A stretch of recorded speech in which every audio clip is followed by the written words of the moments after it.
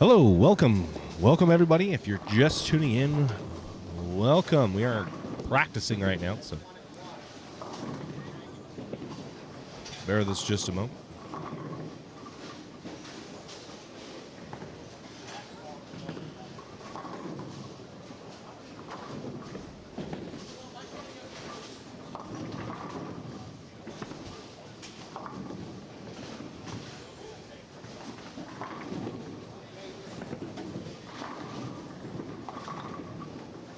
Mike Blair, morning. What's up, my friend? Good luck on the tournament today. Hope it goes well for you. I'm sure it will. Big tournament. Big. A lot of entries. That's awesome. Congrats, man. It's good to see. Very good to see you got everybody to show up.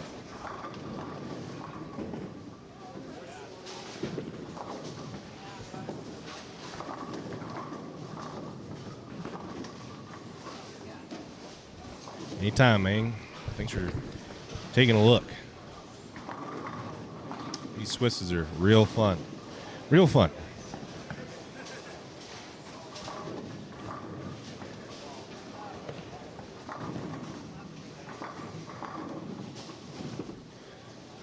What's up, Ryan?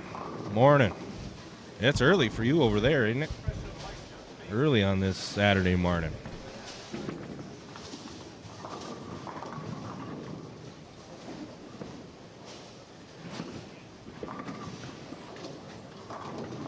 Thankfully, Delton does have quite a bit. They have decent internet here. They do a good job. So tip of the cap to them for being such gracious hosts to us. Have great internet. They pretty much allow us to do whatever we need to do to get this done. So tip of the cap to Delton Lanes. Thank you, guys.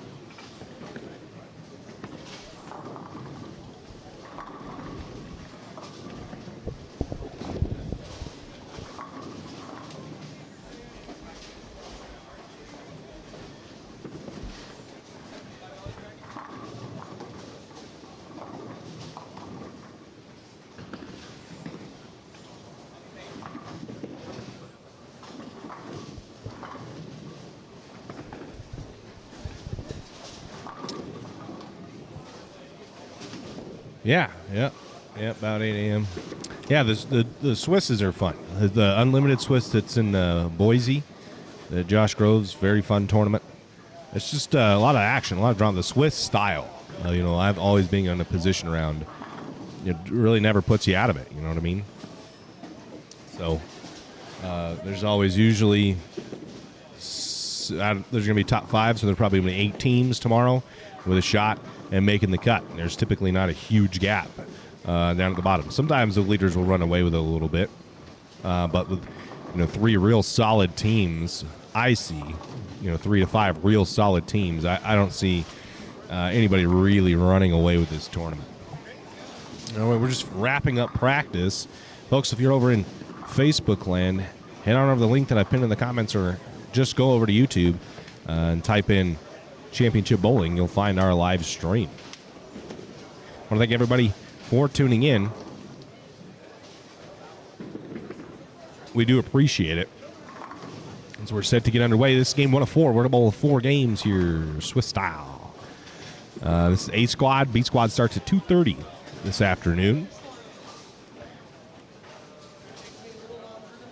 Yeah, Ryan. The unlimited Swisses are great. Because even when they're unlimited like that, you still get, still competitive. Still competitive. This is capped at 630, a little bit low, IMO. But those unlimited ones, they draw a massive amount of teams. still, and they're super competitive. I mean, my team was somewhat competitive, and we didn't bowl all that great, and our team wasn't all that stacked, but we were competing. We competed. We had a chance. We didn't, if we won a few more points there near the end, we would have definitely had a chance to cash. Super fun formats as we begin to get underway. Thank you all for tuning in.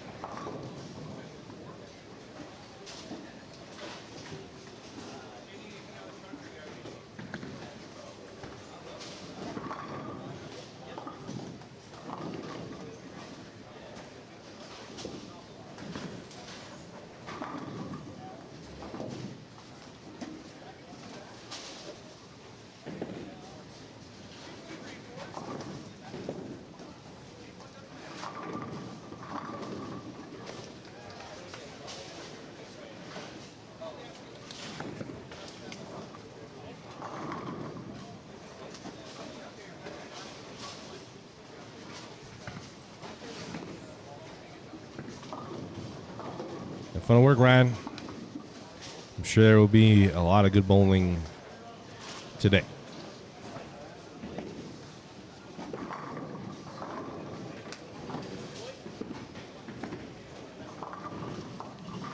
If you haven't already, also go ahead and share the video. Let everybody know where we're at, what we're doing.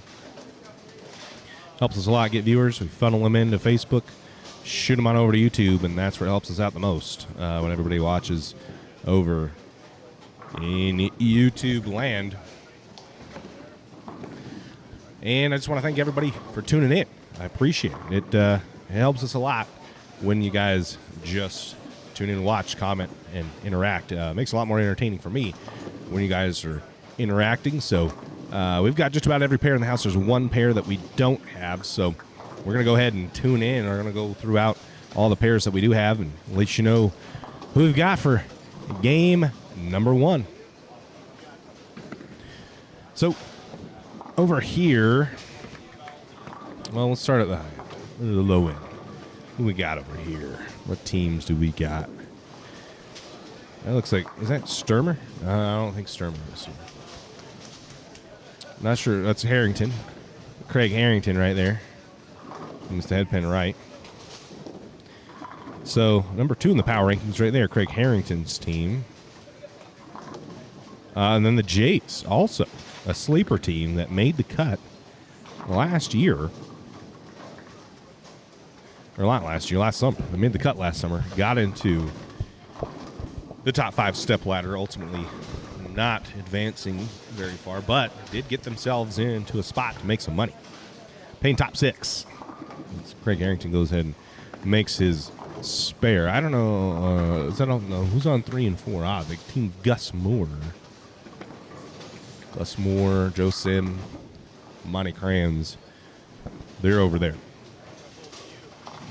So that's who we've got on the low end. 3, 4, 5, 6. Let's go over to 7, 8, 9, 10. It's 10 back. Not sure what team either team this is, to be honest with you. 100% familiar with any of these bowlers that I saw. That's that Jimmy Rasmussen right there. So that's his team. Seen him a few times in some of these tournaments. But I'm not sure who they're bowling. Scotty Redmond, Isaac Azevedo, Braden Hatch, another solid team. This morning squad really stacked. Real stacked, to be honest with you. It's going to be tough. Jerry, every pair except the last, 15 and 16. We have 3 through 14. 3 through 14. So we've got all of them, pretty much. All of them. Yeah, Scotty Redmond, Isaac Azevedo, and Braden Hatch. Oh, my goodness. Really good team there. I like that team. I like their odds. They typically bowl really well in these types of conditions, and I don't see that changing any. Looks like we have Craig Reisinger's team. Craig Reisinger. So that's what we've got here at 7, 8, 9, 10. Over to the high end that we've got. Cheyenne Myers right there is going to miss the spare, but Billy Bell, Jeff Carlos, Billy Cook, and the team of Chad McLean, Chris Walker, Cheyenne Myers. So that's on 11-12. 13-14. Looks like we got Steve Klemkin, Lizzie Reese, Clay Reese, and then we've got Dante Bernal and his crew. Dante Bernal, Jordan Bernal, and I'm not sure who the other person is on that squad. And then we only have one other pair that we don't have. That's 15-16. Adam Breckenridge I see over there, and Ron Draper's team. So that's who we've got this morning. Pretty stacked field for this morning, to be honest with you. It's real solid. That's 10 back there for Dante. That's a solid shot. Dante usually bowls pretty well on these events. As they start to break down, I feel like he does struggle at times, but on the fresh, I think he has a really good look. He's got a little slower speed, which you need. Higher rev rate, a little more rev dominant. Chad McLean, lane 11. At the almost picked the 2-4-8-10.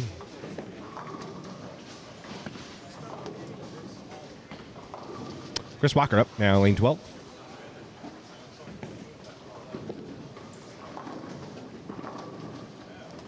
A little left off his hands to the face.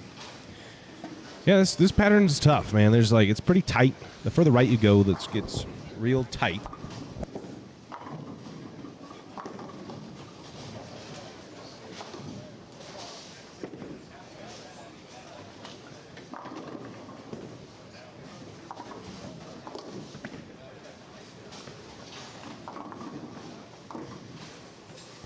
Sorry. Yeah, the further right you go, the tighter it gets. You get a little more room left, but fresh, there's not a ton of room left, so you really got to be touchy with your speed in order to get the ball to do the right thing down there.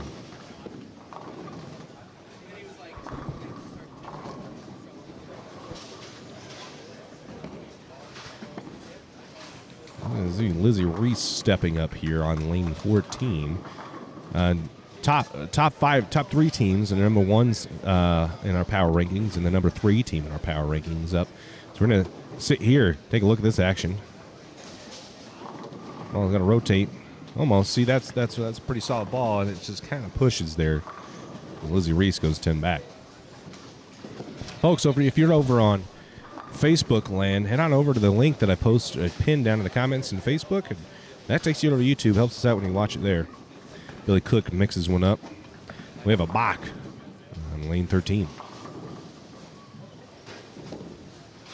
Yeah, it helps us out a lot more when you watch it on YouTube, and I've put that in the comments. I know sometimes it's hard to click on that comment, or you may not even be able to click on that link. It's Cheyenne Cleans Up Her Spare.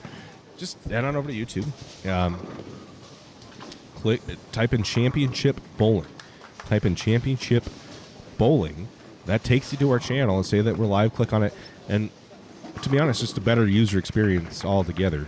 You get to watch it on TV a little easier. You get it in full HD, and it helps me out. So you get a lot of different advantages from just watching it on YouTube other than Facebook. Chad McLean, lane 12. Ball's left off his hands through the face. 3-6-10. So Chad's struggling early. Let's head on over to our middle pairs here, 7, 8, 9, 10. Ken Fong up. And we'll take a look and check in on how they're doing. That's 10 back for Ken Fong. Mixer, that's a good shot. So we got a no-thumb one-hander in the Boston Red Sox shirt. Good job. Yep. It's kind of what you need. That little more rev dominance. The rev rates definitely help you on the fresh. Craig Harrington goes 10 back just off the left side of the screen there. Oh, that's through the face. What is that? It's was that 4-pin? A 2-4-10? Wow.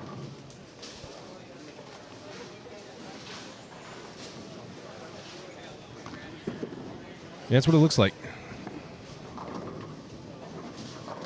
Isaac Azevedo goes mixer. He likes that. You pick it? I don't think you can pick that. A 3-4-10. Is that right? 3-4-10? Yeah, I had that wrong. 3-4-10, I think. Takes the 3-10 out the hard way.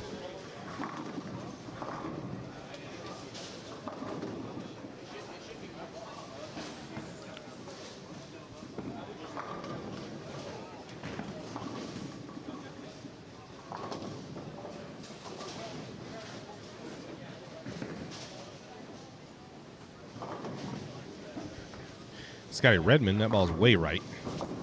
He'll miss the head pin right.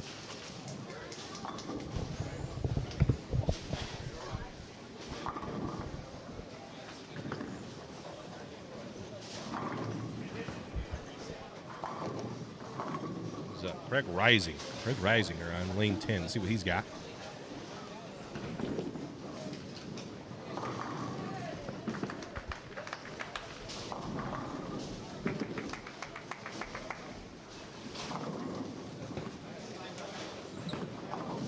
Good shot from Craig. Missed that while I was typing something on the computer. Apologize. Scotty cleans up that spare, so can't complain about that.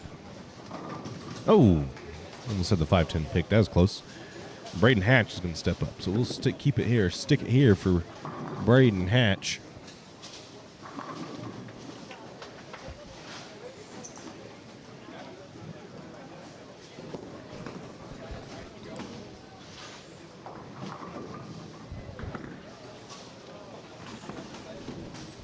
Ooh, that's a ditch. That's not a good ball. They're on lane 8. So our one-handed no-thumber throw back up as well and take the 10 out. No, Braden Hatch does not, and he leaves the 4-10. That's disappointing. We'll head on over to the high end, the low end, excuse me. And on down here, the Craig Harrington squad.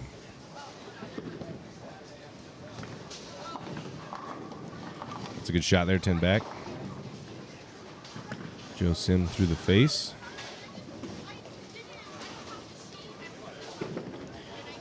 Craig Harrington up now.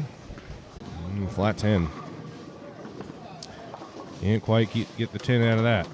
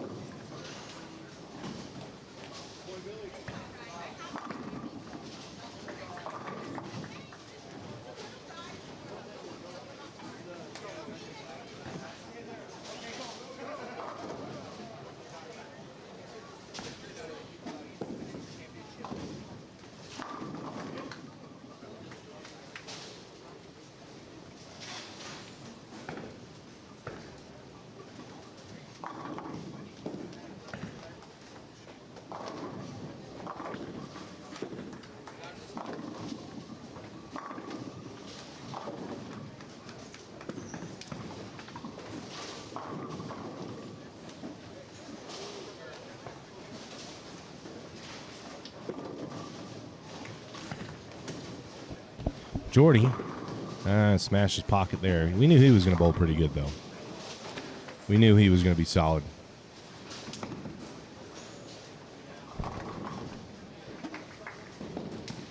Fortunately, folks, we've had some issues here where the internet just kind of kicks us off, which it kind of just did. But I think I found a fix for that and changed it up so that it doesn't completely end the stream. So we'll see you, Robbie. See you for B Squad. Drive safe in that weather.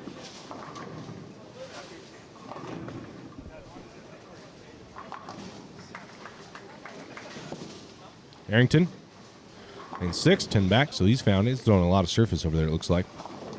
Really the only way to get your ball to bounce off the gutter early on the fresh, I think.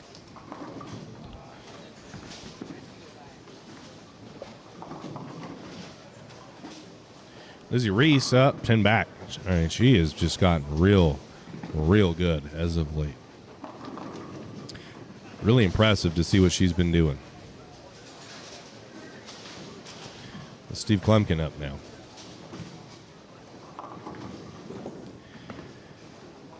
Steve K up on lane 14.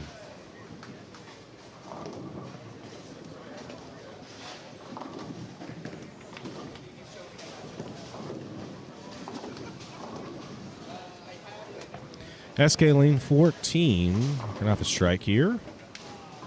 Phase 2 up the gutter and 10 back. And really, the pattern's real scoreable. If you know how to bring it down, it's real scoreable. I think some of the more rev dominant guys struggle early just because of how far left it forces you. Guys like SK, Craig Harrington, can play a little straighter, more direct, and I think that gives you more room early. But then as the pattern progresses and friction develops, you force further and further left.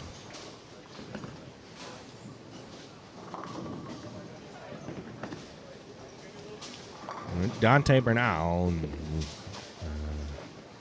Cheyenne Myers. Cheyenne cleans up her spare.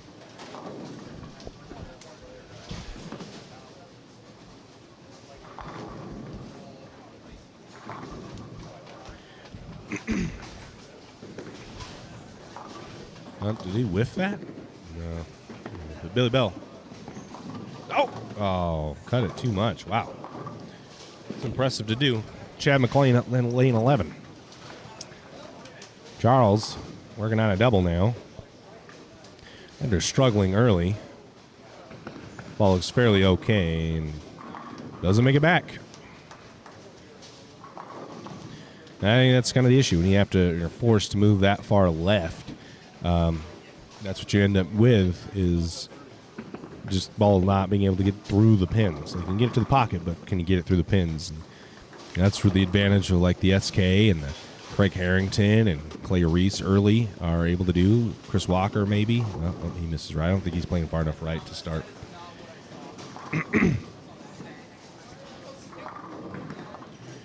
Charles, he'll pick up his spare, and we'll see Clay. Clay laying really far right again. As I think you'd kind of have to. That looks like urethane. That's high flush. Trips a 4-pin. Impressive. I didn't know if urethane would be in play, and I believe that's what that is. And Chris cleans up the washout. That's a solid spare.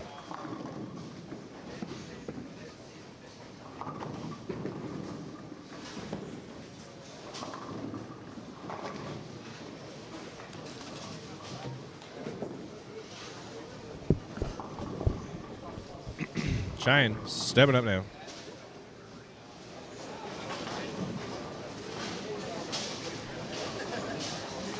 That's who she's got. She can pack 10 here. And Whalen on the ball. Bye. Man, she's ripping on that thing.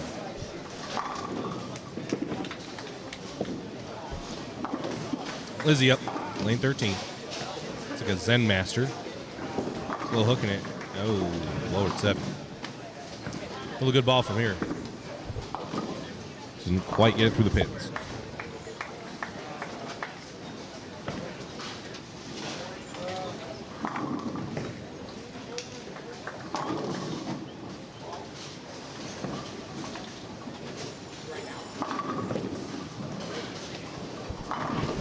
Another 10 back right there. And Charles. Jen McLean going to step up, lane 12. Lizzie cleans up her spare. And that'll bring up SK on the left lane on 13.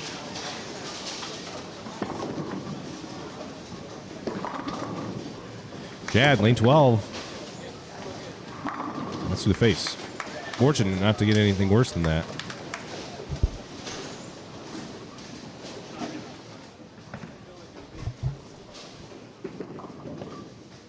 Billy Bell, he's going to wrap a 10-pin. That was a really good ball from him. Dante Bernal, lane 14. No. No messenger. Nope. And Chad whiffs the spare. Wow. So Chad struggling early here. Gotta find his rhythm. SK, lane 13. But, ooh, half 10. A little ringer, a little flat.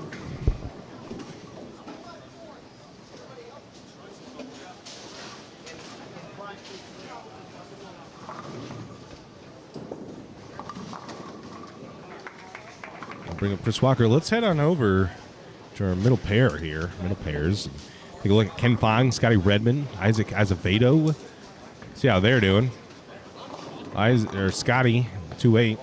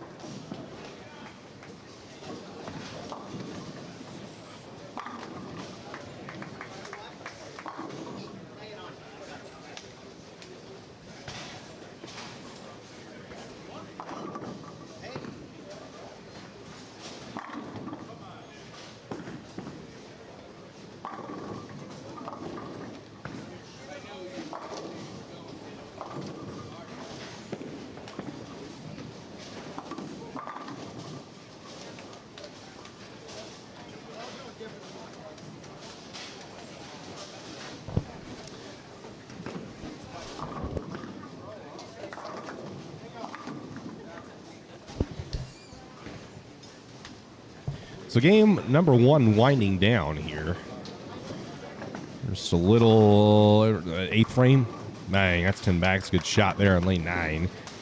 He's working on a string of strikes now. So winding down game 1. We're bowling 4-game Swiss match play. And if you're not aware of the format, a Swiss just means that it's a position round every game. It's Azevedo goes to the face. Swiss just kind of means that it's a position round every game. So we'll switch lanes and go through. There's not a set pattern of who's going to bowl who. It's just a position round.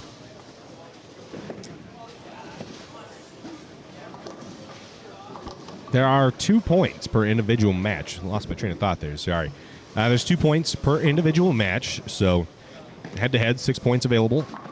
The guy across from you, 2 points per individual match. And then there are 3 for the team point. So you can go 5-4, 4-5. You can, lose 2 of your individual points. And if you steal the team point, you come out on top. So it makes it for ultra competitive. Try to shoot as best a score you can. Keep your team in it for that team point.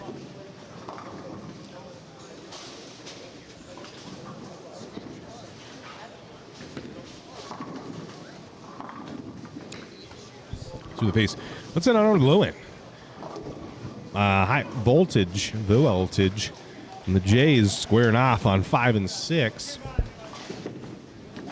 2 real good teams over there. Matt Volts is almost going to cross over. Doesn't quite make it. Monty Kranz, he's going to go through the face. Fortunate only to leave a 6-10 there. Mason Vandermeer slaps the 10 out. That's a good shot. See, Matt can try and pick the 310? Pick the 310 here for us. Hard way. Nope. Going to overcut it.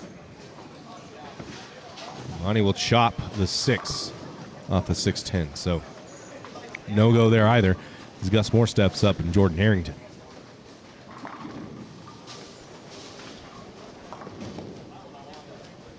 Gus Mixer. Oh, he leads the 4-7. Excuse me, the 2-7. I'm way off on my splits here.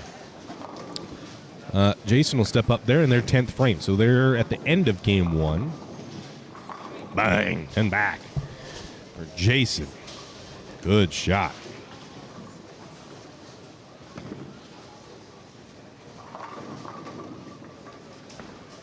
We'll take a look at their score. Ooh.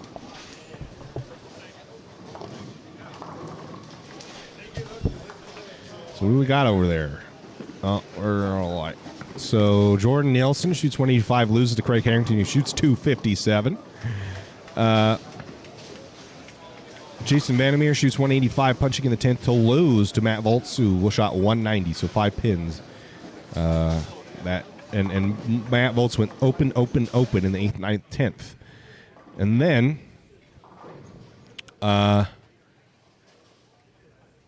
we've got a little bit of a tight one here with Jordan Harrington and Shane Graham. Jordan with the first strike in the 10th could really use this one. Oh, wraps a 10. So I think now, Shane 9 counted. So I think that's going to wrap it up for Jordan. Missed the 9 count there, fortunately. The Hare's bowling with his son Jordan and Matt Volz. And Shane Graham's going to whiff that. Fortunately, total pins don't really matter unless there's a tie, so that's just a loss. And the Jays will get swept by Voltage. Jordan misses his spare. Doesn't really matter, though, because they sweep. So you're probably going to see Jordan and Craig Harrington versus Steve K and Lizzie Reese, Clay Reese. Where are they at? Head on back over here, as they are bowling the Bernal clan team, as they are almost done with their game. Clay leading his game by a lot. Lizzie leading hers by about 30 or 40, and Steve K with a double going into the 9th. So double is striking the 7th and 8th. Has the lead in his game. So they have a very strong chance of sweeping here as well, as the Bernal team struggles.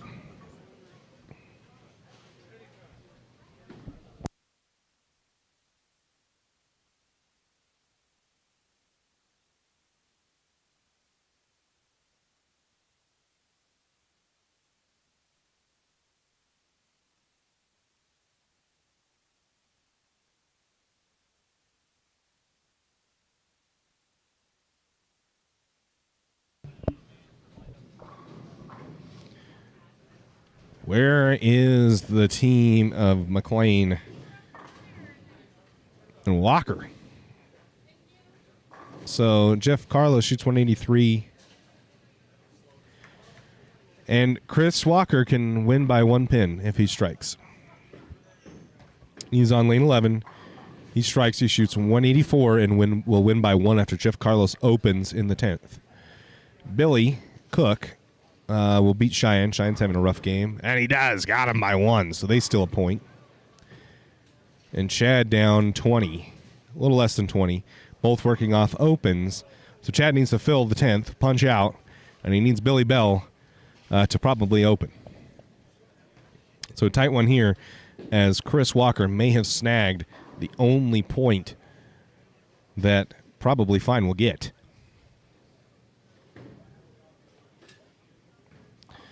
Billy Cook trying to secure the team, like the team point 544 to 457, so that's not close, as Cheyenne has struggled early, and Billy gets a 10-pin default. So Billy will need his point and is putting distance, a lot of distance, on the team point. And Chris Williams, they may walk away with 2. Cheyenne's going to miss that one right, 2-4-8-10. So she's got to get her things together, because it's looking grim in that camp. Looking grim. Folks, if you're new, because I see quite a few new faces. If you're new, throw a comment down. Let me know you're here. 1 second. I got to fix the audio. I didn't even realize this camera was running audio and it died. What the hell? Come on, folks.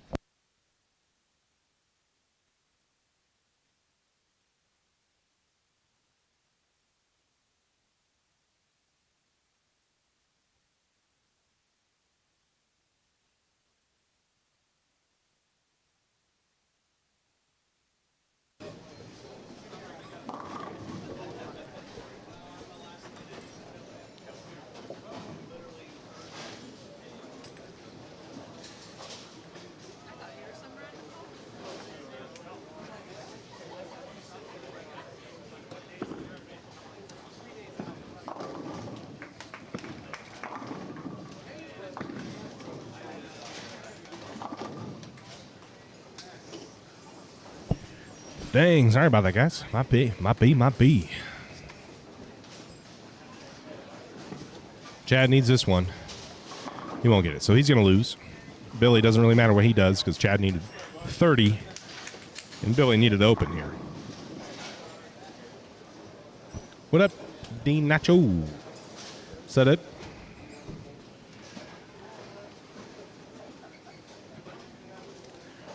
Game's winding down. Everybody else is done except these two pairs here. And the Scotty Redmond Risinger teams. And Billy's going to go through the face. So unfortunate. Things kind of playing out as I had expected. I know I had put the probably fine team, Chad, Chris, and Cheyenne, fairly high. I still think they can turn around. They usually start surging late. But with the Harrington team and the Reese Klemkin team, figured they'd bowl good, and they did. They're just too good. They're too good, especially in patterns like this when they early can play a little straighter. I think they'll struggle a little more as the pattern breaks down. They got to get deeper, and that's when the McLean, Cheyenne, Chris team will start to do a little bit better. That's a nice spare by Jordan Bernal. They'll surge a little bit, I think, as they need to as they need to move left. But I knew early these two teams just really wouldn't be able to be beat, to be honest with you. And they're going to go sweep. And that's what you got to do. That's what you got to do. And you know that, it's going to be a little tougher for you, for that team. Getting as the day goes on, you got to get your point early, and that's exactly what they're doing now. They're going to face each other. They're going to kind of beat up. That's going to be a tight one. So I wonder whether the one seed is going to end up being, as we're just about finished.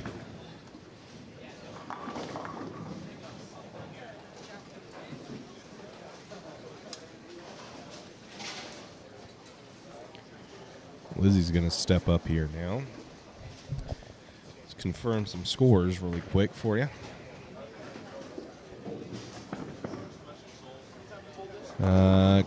Clay shoots 229, beats Jordan Bernal by a lot, 80.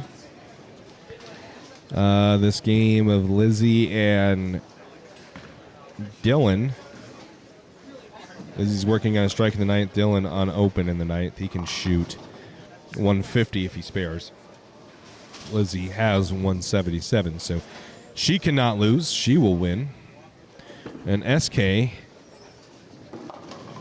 now working on a spare, is in a little bit of trouble, as Dante has doubled in the eighth and the ninth with an opportunity to steal a point from Steve-O, and they will only get 6. Oh, 7. Because Steve lost, they have the team point pretty much locked up. So Jordan can fill the 10th and lock Steve-O out. He's got 133 in the 7th, as a double in the 8th and the 9th. So he can shoot, was at 63, 93, 03, 13, 23. Steve-O shoot 227. So Steve has some count on him, but not a lot. So Dante could punch, and then Steve would also need to punch and win by a couple sticks, about 4 sticks. Dante, 10 back. So putting the pressure on Steve-O early. No breaks for him, and Steve's going to get to watch as Lizzie finishes up her 10th frame, and then we'll move on to game number 2. I'll have scoring update. Unfortunately, scores not online for this tournament, but scores, I'll bring them to you. Post pictures of them on Championship Bowling's Facebook page, so you're going to want to head on over there and take a look for updated scores. I'll also tell them to you on the stream, so you can just stay here too. That also works. So Lizzie, 10 pins. Dante Bernal, second shot in the 10th frame. Really needs a strike here, but any kind of pressure on Steve. Needs it. Ooh, lower 4-pin, a little high. So Steve-O needs the first one. If he doesn't get the first one, don't think he can win.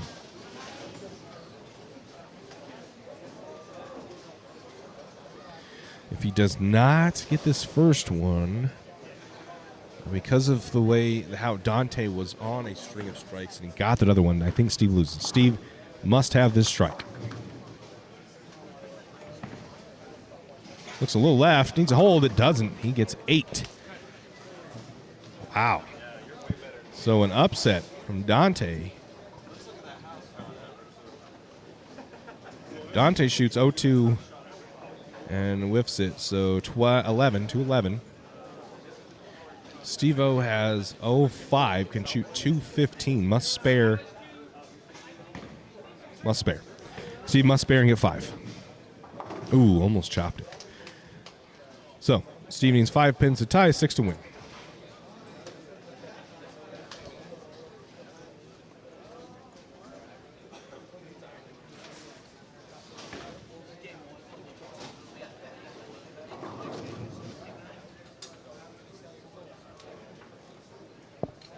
Yeah. This one, I'll grab it.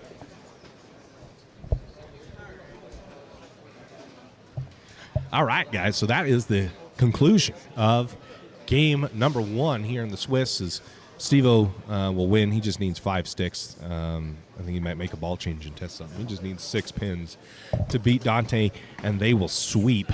Dante with an opportunity there to steal a couple, but doesn't get the conversion. Needed the punch, didn't get it. So things are kind of panning out as I had predicted with the team of Craig Harrington and Steve Klemkin and Clay. Excelling early, so I just need Chris and Chad to find their stride. Struggled real early, so I'll be right back as we transition games with the Swiss. It's taking a little bit longer because it is a match play every game, or it is position round every game. So we got to reshuffle the teams, put them on a lane, get them to move. So it'll be just a moment. I'm going to take a quick break. I'm going to stream Idaho Masters. Yes, sir. I will be there in November in Meridian. So we will be, Roger Hare and I have spoke, so we'll be there streaming the Idaho Masters big tournament. You won't want to miss that in mid-November. So I'm going to take a quick break as we transition pairs. Once I have scores, I'll bring those to you. Stay tuned, like the page, subscribe, like the video. Head on over to our Patreon. That is linked in the description of both videos, the links to all those things. Follow us on the socials so you stay up to date. I'll be right back, guys. Thanks.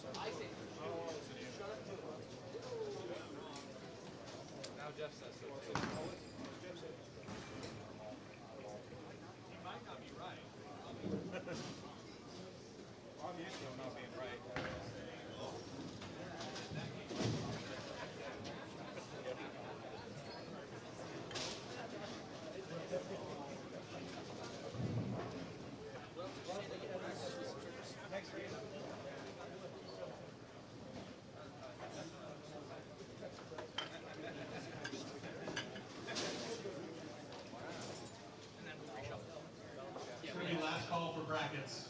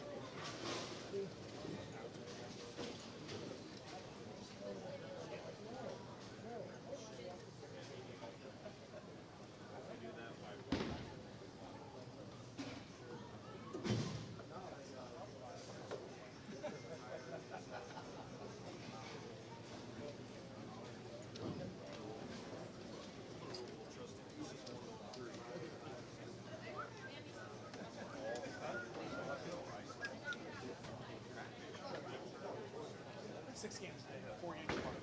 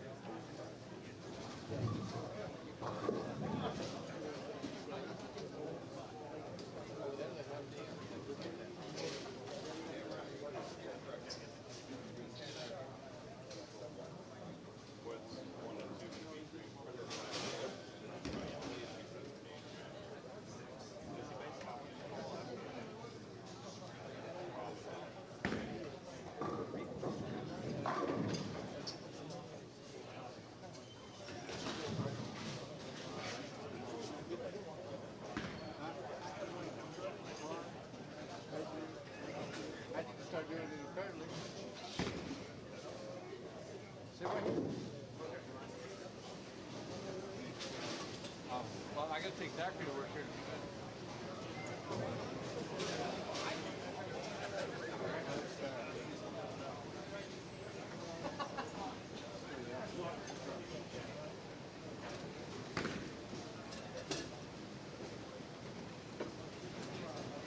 Probably.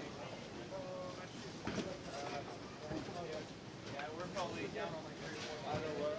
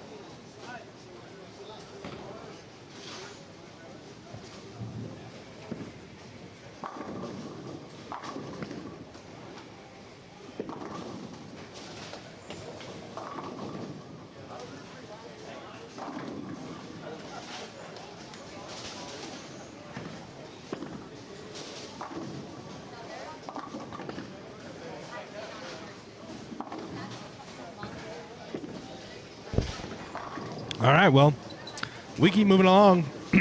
Game 2 up. I made a mistake. We're not bowling 4 games. We're bowling 6 today, 4 tomorrow. Total of 10 games of qualifying. And your first place teams are the Harringtons, Voltage, and Team Storm. As we had anticipated, Team Storm sweeping, Voltage sweeping. So there you go. We kind of anticipated that, though. Your top 5 teams, Team Storm, 9 points, 1. Voltage, Hares, 9. Large Banana Split, Pay Me My Quarter, FTG, all tied at 7. And that is your top 5. Then you have Big Stack of Flapjacks, 5. What was it? Big Check Huntin', 5. Salt Lake City Outlaws, 4. Coas, 4. Faux King Good, 2. Underdogs, 2. Probably Fine, 2. J, 0. And Quesadilla, or Quesalupa Supreme, 0. Matt Publiglo, man, I don't know how to say that. If someone could, like, phonetically spell that out for me, much appreciation, because he shot 258, Harrington 57, Billy Cook 43. Those are your average leaders after 1, obviously. High team game, 670, Team Storm. So, yeah, that's where we sit after 1 game. This is game 2 of 6. I'll be right back.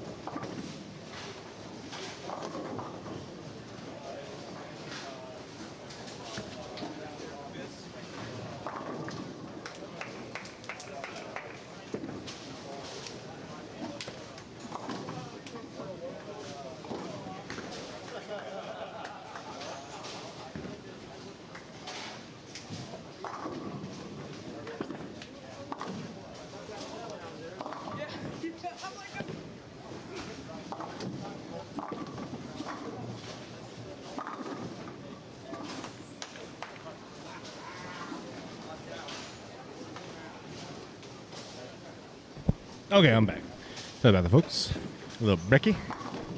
Brekkie. And we're back. A couple of frames into game number 2 here, Bowling 6. Your top 2 teams, 5 and 6. Your bottom 2 teams, 3 and 4.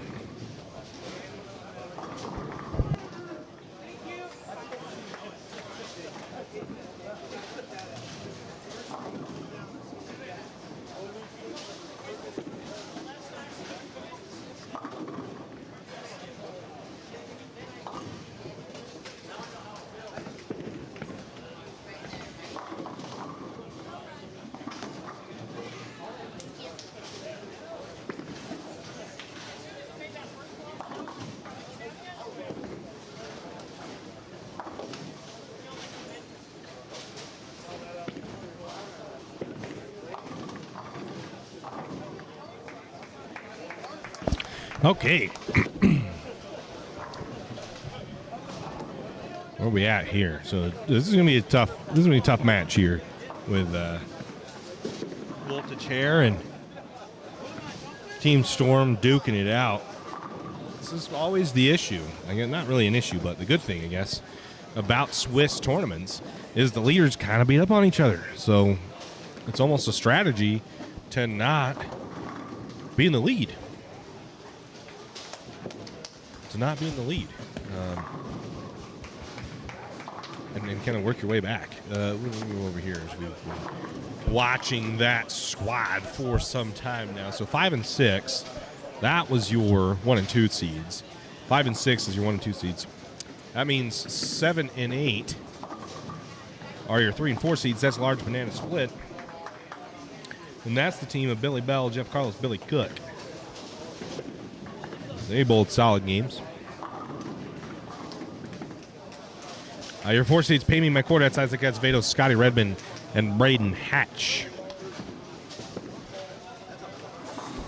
So those are your 3 and 4 teams. Then to the right of them is your 5 and 6 teams, FTG, that's Joe Sim, Monty Crayons, Ron Draper. And then Big Check Hunt, Big Stack of Flapjacks. Who's that? What a funny name. Back here, Jimmy Rasmussen, Jordan Nolan, Matt Publiglio. Jeez, I'm butchering that, bro. Someone needs to help a brother out here, right?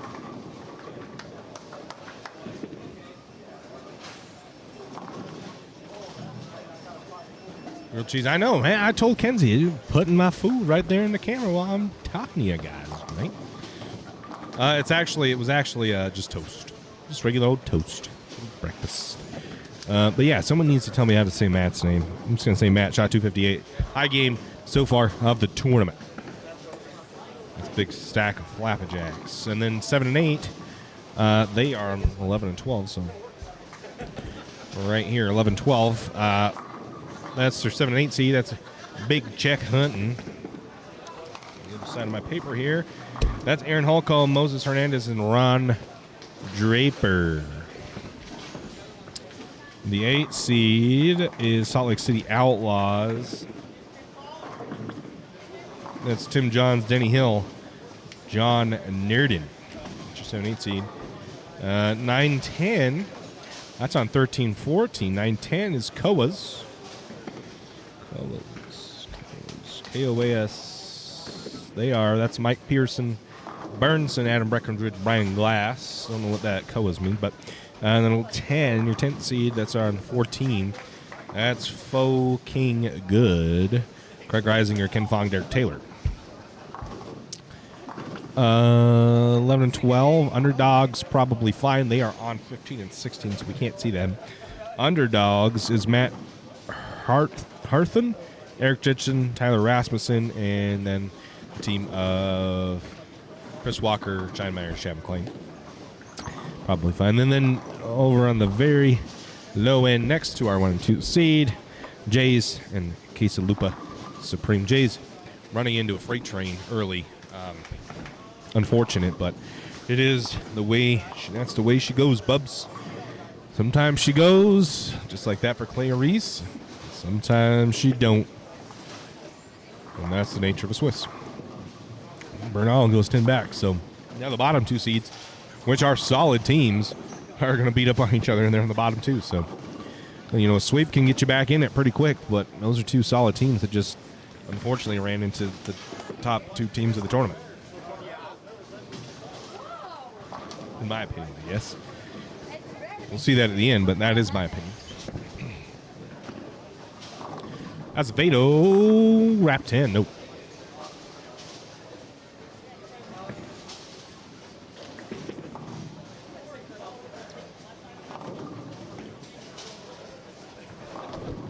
Appreciate every one of you guys tuning in, man. I just dropped the paper here. Shit.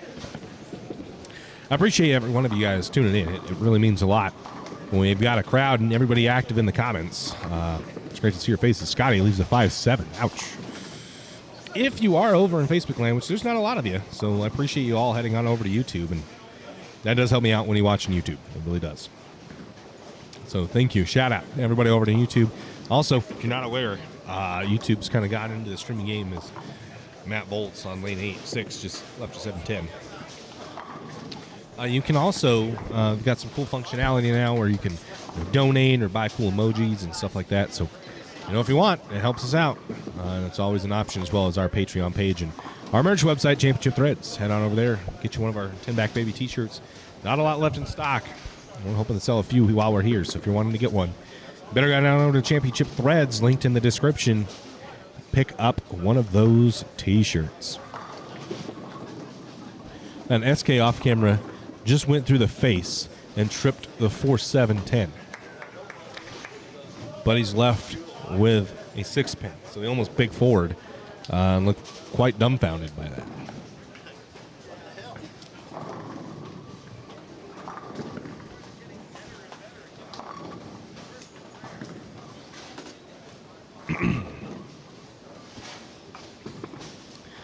Azevedo had to have a reset on the 10-pin. He's going to go ahead and clean that up. Good spare shooter, Isaac is. Good bowler all around, really.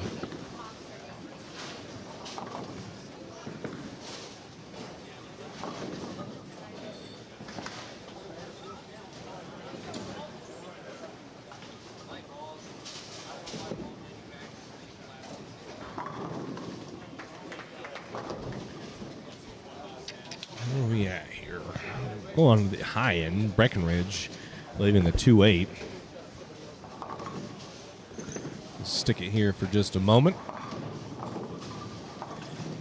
Also, if there's anybody you want to watch, go on to YouTube, throw it in the comments, let me know who you're wanting to see, and we'll see what we can get you to. We've got just about every pair except 15 and 16. Those pairs include underdogs and probably fine. So unfortunately, we don't have them on stream at this point.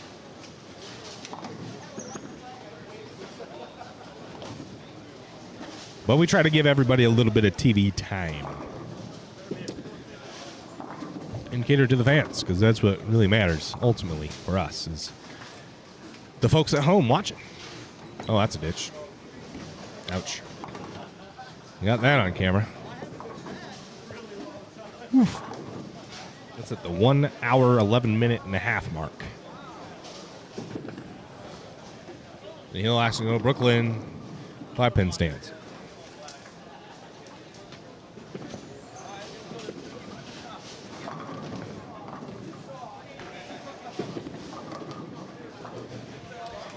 Folks, after 10 games, or after 6 games, we'll have 6 games today, 6 games for B Squad this afternoon. We are going to reshuffle the field based on points. So the bottom 12 will bowl at 8 a.m. tomorrow morning. Top 12 will bowl at noon, right? No, that can't be noon. 8 a.m. and then following that, probably 1:30, I would say. I'm not 100% sure when the top 12 will bowl, but that sounds about it. If we're 9:32, 2:30, it'd probably be 8, 1:30. I would assume. Not 100% sure. Anyway, once we have the 6 games, we'll reshuffle them. Bottom 12, bottom 14, top 14. And then we'll cut to the top 5 for a step ladder. And that's it. So once we hit like 30 or 40 teams, I think Jeff said is when we start to, I guess we're at 28. So once we hit 40 teams, that's when we do a cut and do match play. we're not doing that because we only had 28 teams. But we do cut to a top 5 for a step ladder. So you want to get yourself in that top 12, on that top 14. So you don't have to get here at 7:30, and you have a shot. Only like the first maybe 2 teams, and that's if the leaders really beat up on each other and they don't run away. But it'll be tough to make it out of the bottom 14 and get into the money.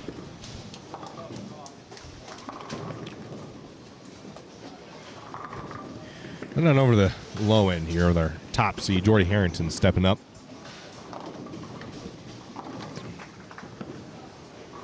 I flush 9-pin. Ouch.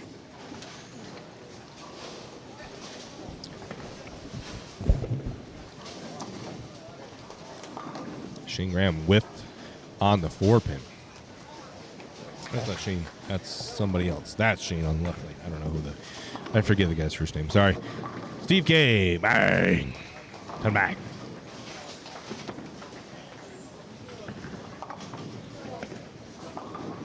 That's 10 back there for Shane on lane 3.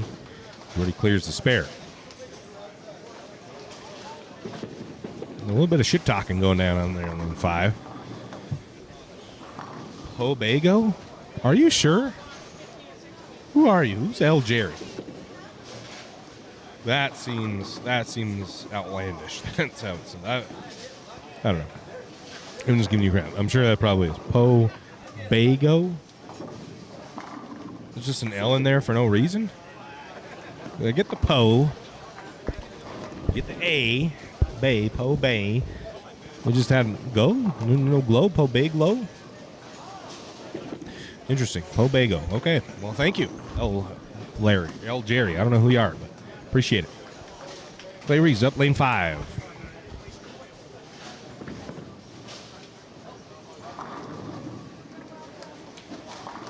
Oh, Stone's a 9 after giving Jordan shit. After ripping him on his Stone 9, he goes and does the same damn thing on lane 5. That's such a good ball. And gets nothing out of it. Matt Volt's up lane 6. The story for this tournament, really, the drama, is centered around the team's thirds, especially here at the top end, where you really need to find a third bowler that can fit in this 630 average cap that's still going to perform for you. And really, Clay and Steve-O with Lizzie have probably the best third in the game.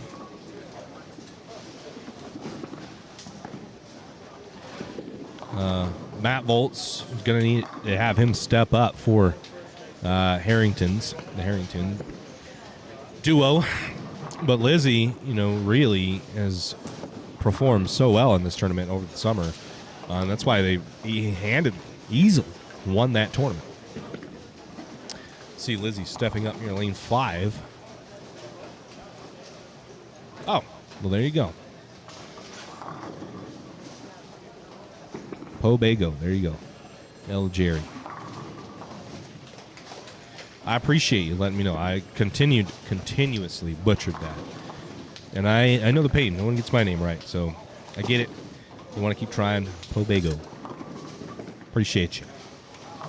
Jordan Harrington, got it. Dante Bernal. Oh, blower 7. Ouch. Wow. That was a really good ball to blower 7 on. Dear Tay. SK up lane 5.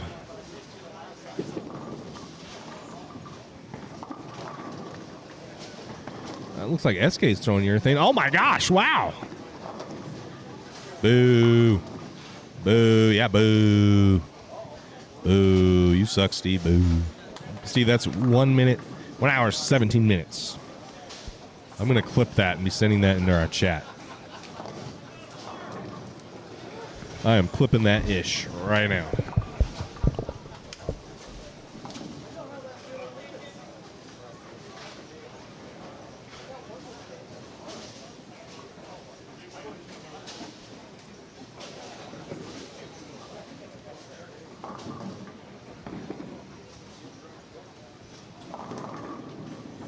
You best believe I'm clipping that, and we am putting that right in our chat.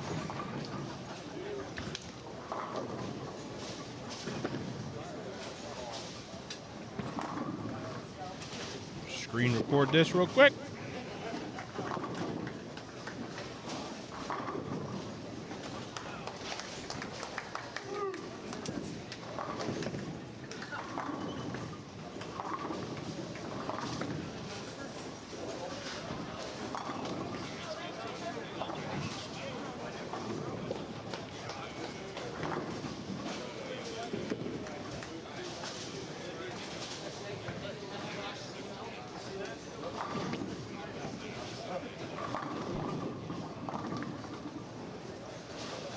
Just clipped it for you, Steve-O. As we run into a little bit of a connection interruption. Hopefully that comes back soon.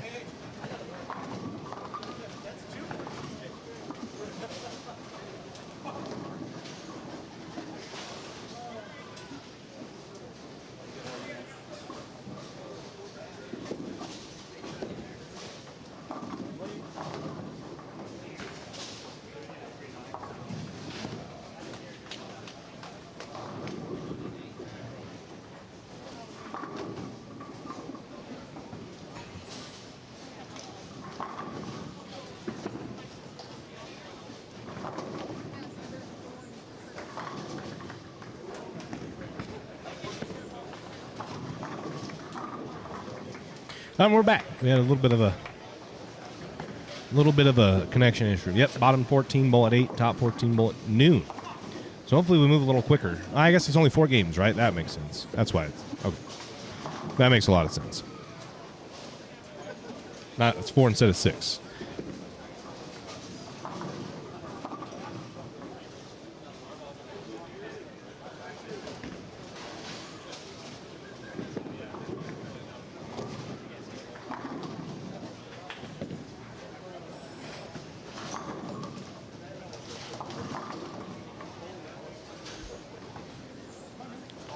That is why it's so much quicker. Oh. Wow. Another stone 9. A lot of 9 pins. A lot of 9 pins. Wow.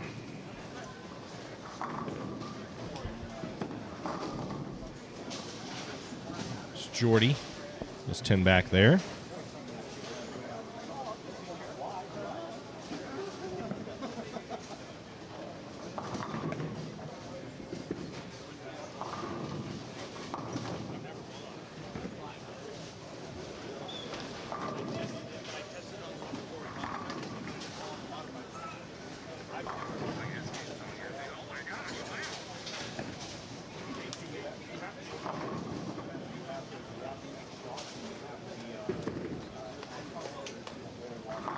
Greg Harrington, lane 6. Ball's left. Crosses over. Got it.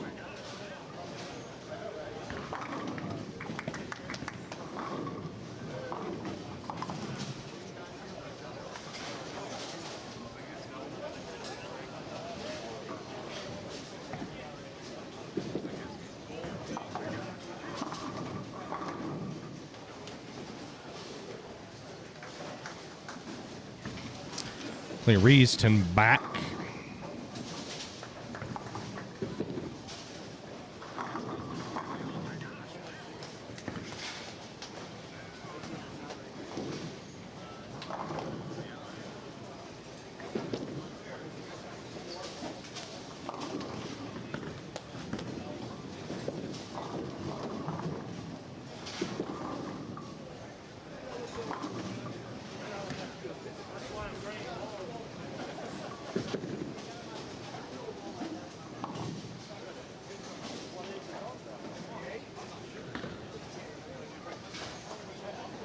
Lizzie, lane 5. Bang. Got it.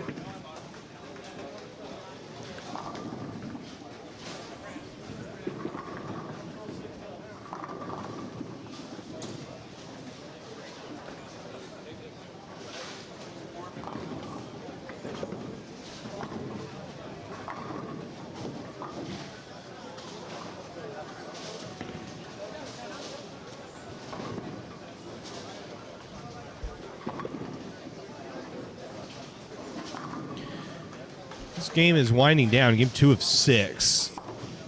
This game's starting to wind down. This match has got to be close at this point. Steve, a better ball there. Flat 10s.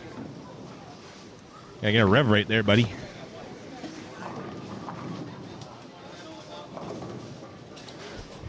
let's see here. We've got Lizzie or Clay. Jordy's got a big string. Craig's got a big string of strikes. Bolts is going to lose to Lizzie. And Steve-O with that 9 count is now down to Jordy. So tight game. Tight game here in the 1 seed.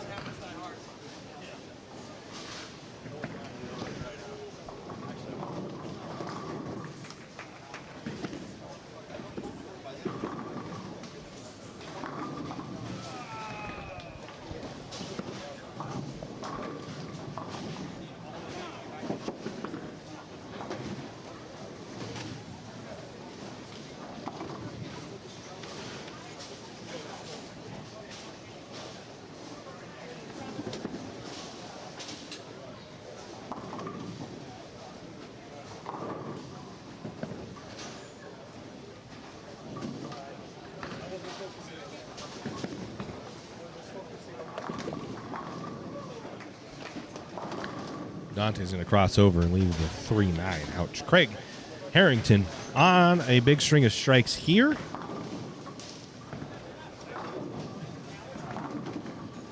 Oh, man, that's butter. That's butter. Wow. It is just so clean off his hand. It's insane.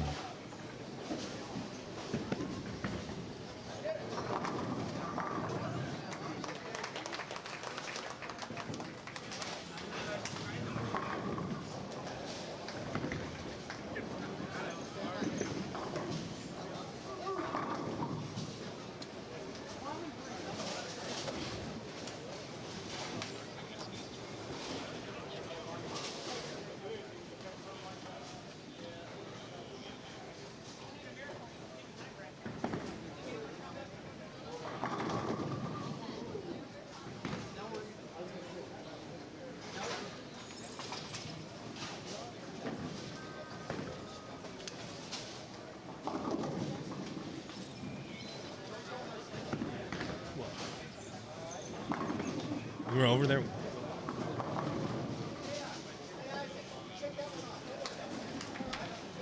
The sound bites were good.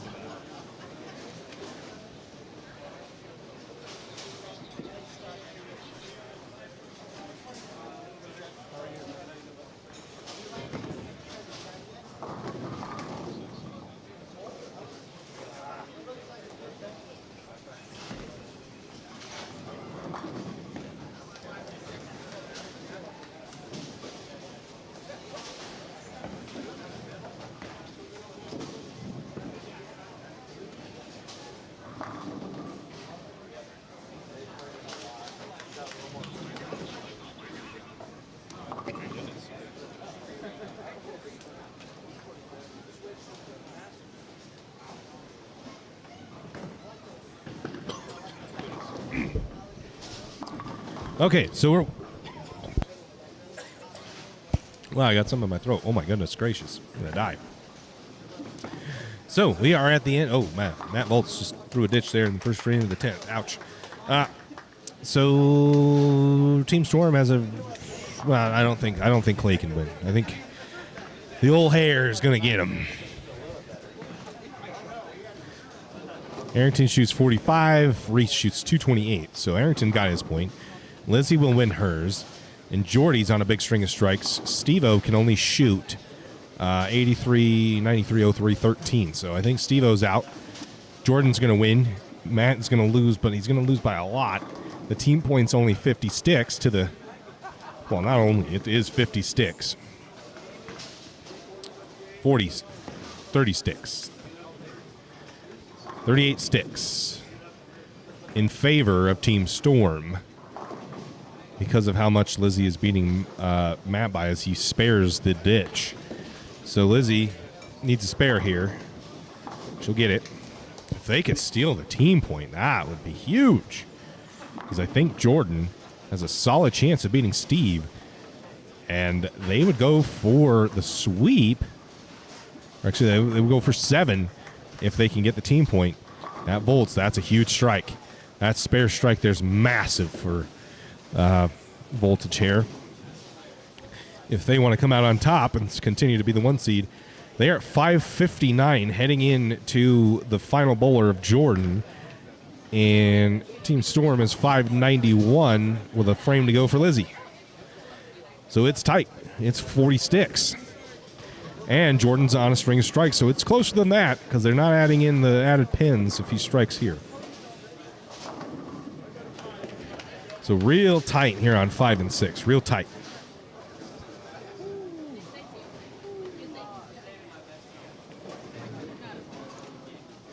Jordy does not strike, so he only has a 10-pin lead in the 8th frame. Jordy can now shoot max 73. 73, 93, 03, 13. Steve-O can also shoot 213. So they could tie. Needs a spare, needs a strike. Oh, he's going to miss that. Oh, wow. It almost cut right across him. So Jordan needs a strike here. And then at that point, Steve could punch and tie. They would split that point, and then the team point's still up in question.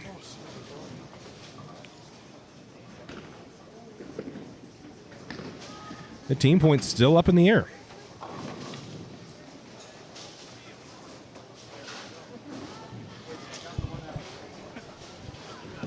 Steve-O needs it. There's number 1.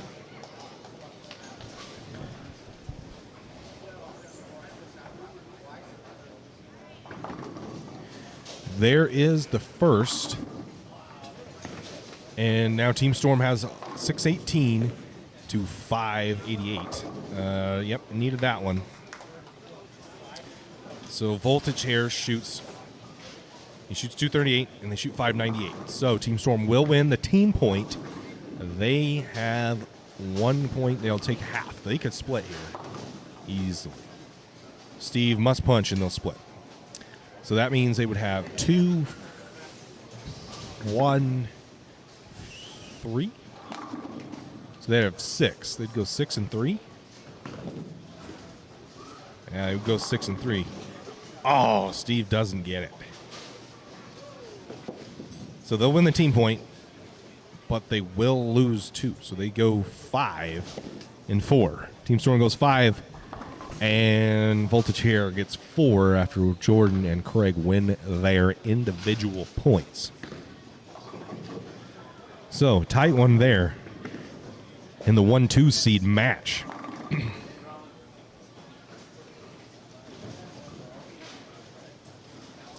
So this match is over. The extended pair, the high-end match is over. And the match, SK, Team Storm, and Voltage Hair, also over. Well, folks, I want to say thank you really quick for tuning in. I appreciate it. It helps us out a lot when you're active in the comments like you have been. If you're head on over to YouTube, I'm always happy to answer your comments. And if you have someone you want to watch, I'm happy to put them up on the TV, on the screen, as well on the stream. So we try to give everybody as much TV time as possible. We don't have 15 and 16. So we can have everybody. We should have everybody. I think at this point we have had everybody on stream. So if you have someone you want to see, throw it down in the comments. I'll help you out. If you have any questions, do there as well. That is the end of game number 2. We are heading into game 3, halfway to the halfway point. And Team Storm is your leader. They could have gotten jumped. So this is the issue, like I was kind of talking about, alluding to, with the Swiss-style format, as the leaders beat up on each other, which they did. They go split. Team Storm comes up as the ultimate victor with 5 after Lizzie steals her point and they win the team point because she won by so much. They'll get 5. Voltage Chairs get 4. So that means Large Banana Split, Pay Me My Quarter. One of those guys sweep. They take over the 1 seed. So the leaders always continuously, beating up on each other in this Swiss-style format.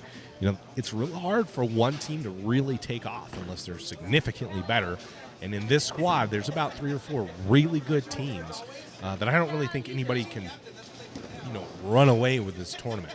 So it's going to be interesting to see how the points break down and how, if there's a really powerhouse team in the B squad in the afternoon could, put themselves in a good position to have some breathing room tomorrow with the final 4 games of split qualifying reshuffled.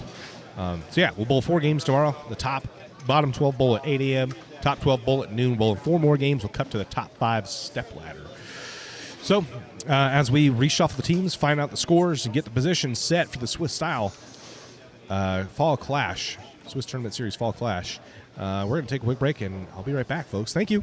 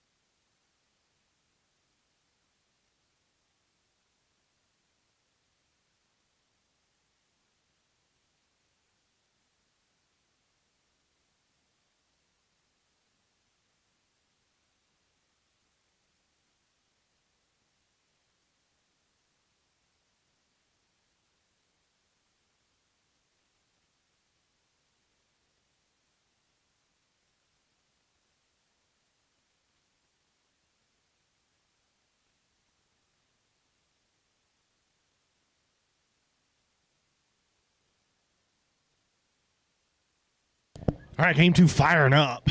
Where are we going to be at? It looks like there might have been a jump. Looks like there might have been a jump.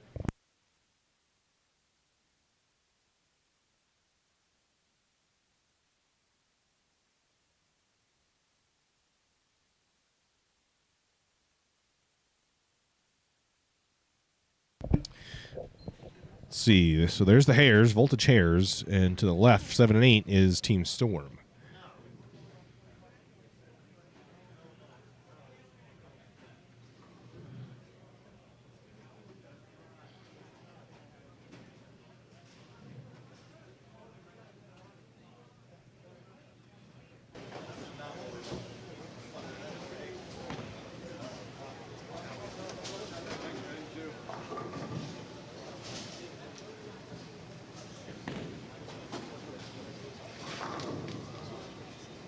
Yeah, there was a jump. The Hares dropped down. They are in at least third or fourth. And Team Storm up at top, either first or second. They are on our marquee pairs. So who? They bowl. I'm looking at FTG has moved up into third or fourth. And Carlos Billy Cook. Wow. Is that a large banana split? It is. Billy Bell, Jeff Carlos, Billy Cook.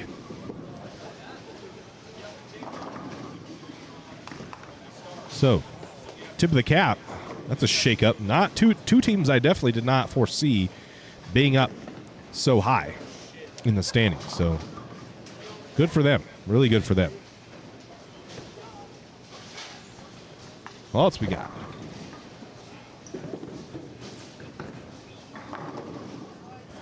So that means your low seeds will be on 5 and 6. Right? 7 and 8, yep. So the low seeds will be over here, the lowest 2 seeds.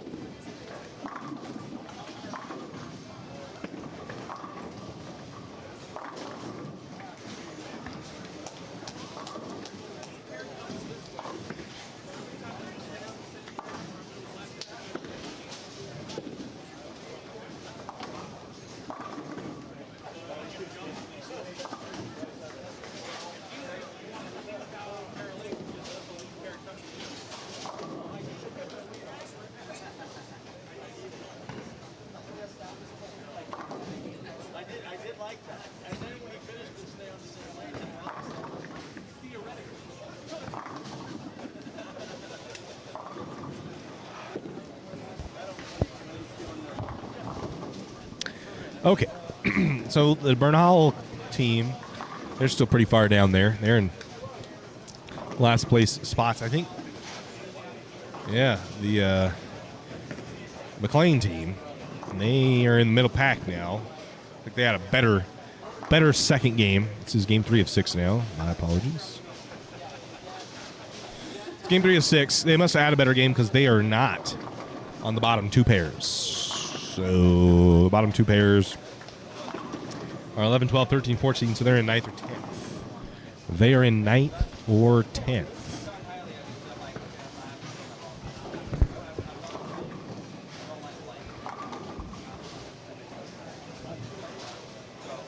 So this is either underdogs.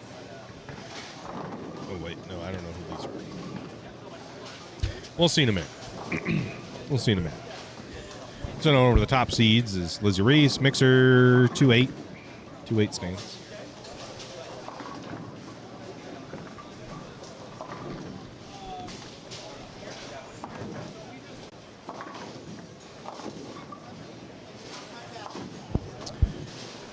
Okay, we're back. For whatever reason, we just suddenly lose internet connection. I don't quite understand why, but it just goes away completely, comes right back. So I believe, yeah. So I've fixed it at this point to where the streams don't go away when that happens, because it's going to happen. It's going to black out for a minute. For whatever reason, it's not like, I don't know what it is. It's not like a lack of speed or we just disconnect. It's like the provider kicks us off for a minute. For whatever reason that is, I'm not sure.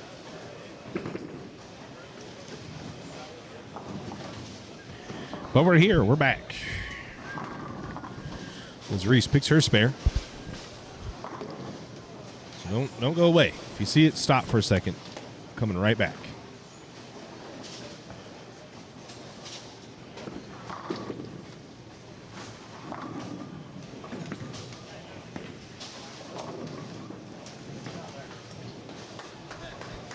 Craig Harrington now. Voltage chair. Goes 10 back. All right, so ghostly. We've got a scoring update, so I'll bring it back here for the scoring update. In our bottle of Cholula. What do we got here, folks? Large Banana Split. They are in first. They sweep. They get the sweep done. They go to 16-2. They went. Where were they before? They were 7. So they do good. They get the 9 points. They sweep in their match against who they sweep. Pay Me My Quarter. Wow.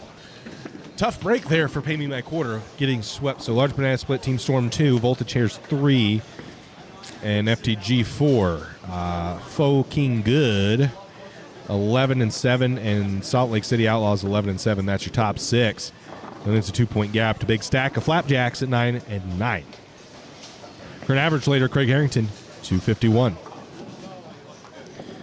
Matt Pobago. I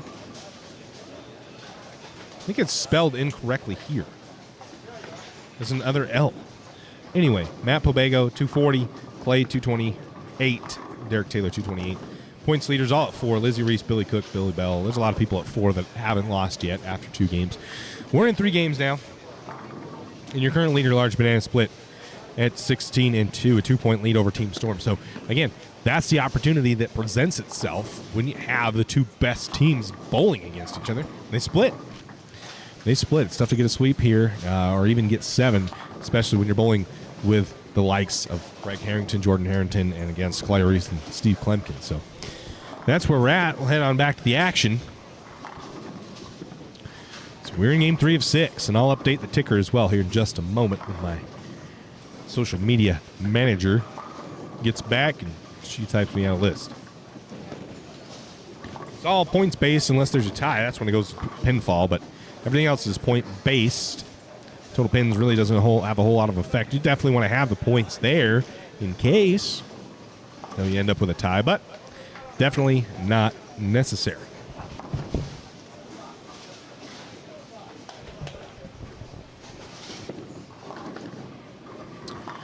Carlos goes in and picks that spare. Jordan Harrington with a 3-6-10. We're going to have Lizzie Reese pulling up here on lane number 7.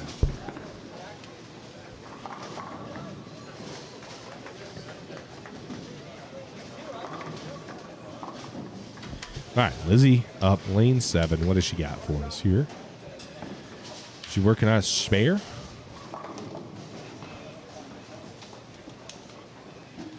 Oh, 3-6. Strips a 10 out. That's fortunate. So Craig Harrington, lane number 10. Hall of Famer. Mixer got it. Craig's been really good for a really long time. You know, I don't see him slowing down a whole lot. Billy Cook bowling exceptionally well. What was his last game, though? Because he dropped off the average board. Billy Cook. Shot 243. She must have shot 201 last game.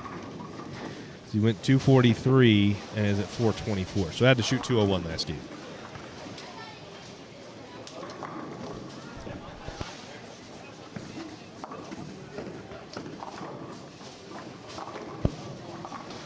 No, Lizzie does not convert the 3-6 spare. Ouch. Well, we stayed here for most of game 1 or game 2. What's going on over here? Those are the 5, 6, 7, 8 teams right here. 5, 6, 7, and 8 teams. The other 1, 2, 3, 4. This is 5, 6, 7, 8 teams. Some unfamiliar faces that I'm not even familiar with that are around this area.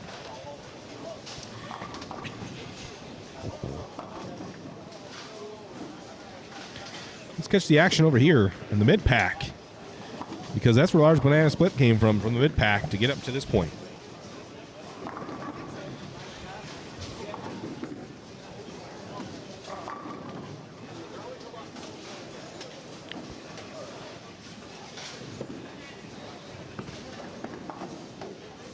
It looks like the Jays have got themselves in a good position.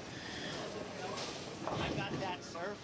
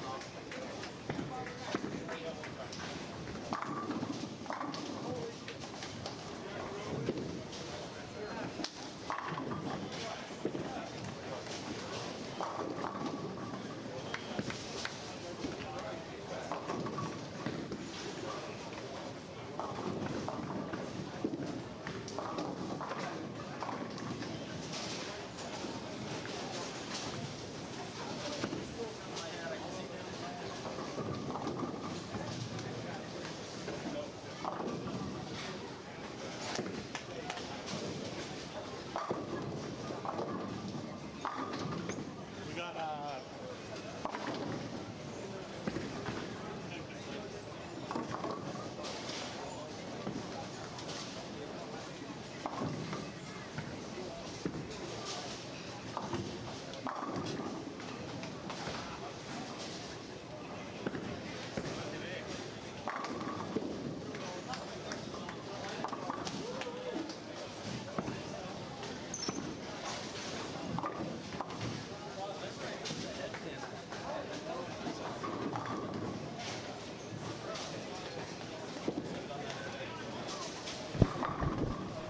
All right, Jays crosses over. Nope. No go there. If you haven't already followed us on Instagram, you want to go ahead and do so. We post quite a bit of our content on YouTube, Facebook, and TikTok. So that's where you're going to want to find all of our different pieces of content on those social media platforms.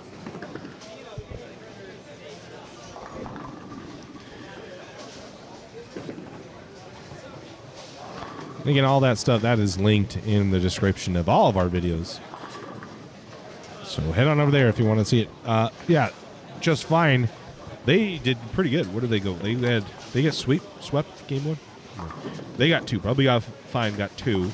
And this one they got 5. They got the better end of a split. They're at 7-11. They're down 9 points to the leader. And the current top 5 is 11, so they're down 4.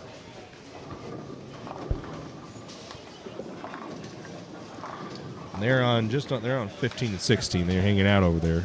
Seems like that happens with them. They always hang out on the off-camera pair.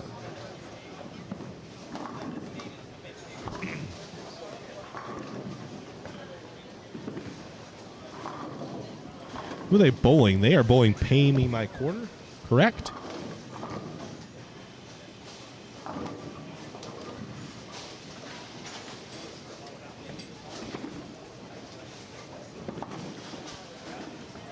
There's Charles. 50, missed that pin right. Chad's struggling early. Chad really struggling here. Bunch of humidity rolled in. I mean, it's been raining for about 2 days now, and it's raining more. And, yeah, a ton of humidity has crept up when typically it's real dry out in this way. The thin air, since it's decent in elevation. And we have as much rain. This is as much rain as I've seen it rain in a long, long time. I'll head on over to the top team, see what they're doing. Lizzie Reese about to step up as Matt Volts puts 10 back. Lizzie crosses over and leaves a 10 pin. Bonnie Kranz has made now an appearance. Bonnie Kranz and FTG, they were in 5th. After game 1 and game 2, they were in 5th, and now they've made their way up here into 4th at 12 and 6. Billy Bell, large banana split. Mixer, no, 7, 10. Ouch. Money converts the spare. All right, well, we're halfway through. I'm going to take a quick break. I'm going to leave it here on the 1 through 4 seeds. We'll be back for the conclusion of game number 3. Thanks, folks.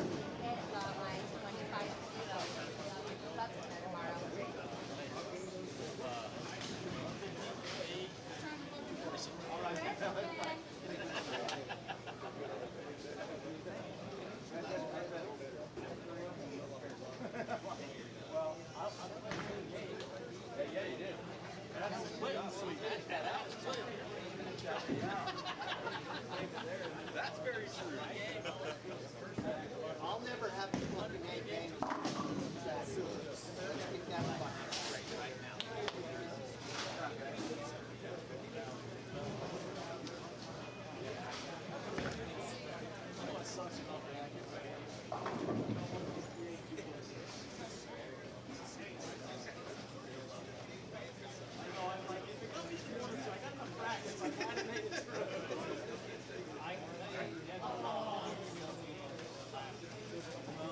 All right, you boys back. You boys back.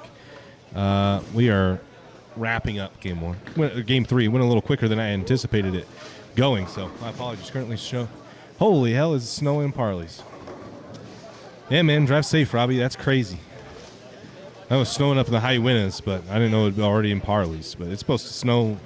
It's not supposed to stop raining here, and it's getting colder, so that's crazy, bro. Billy Cook. Is this game close? Someone shot 120. That ain't good. I'm gonna need to zoom in on this camera because I am having a tough time seeing. That probably means y'all are having a tough time seeing. Okay, bang. That. Who shot 150? Ooh. What is it? Oh, Lizzie shot 120. And Clay shot 180. Clay won. Somebody just fouled. And if they don't spare this, Billy spared it. Billy spared it. So he wins. He almost didn't win. Or no, he would have won either way. And Steve K could punch and lock out. Is this Billy Cook? Is Billy the last one? No.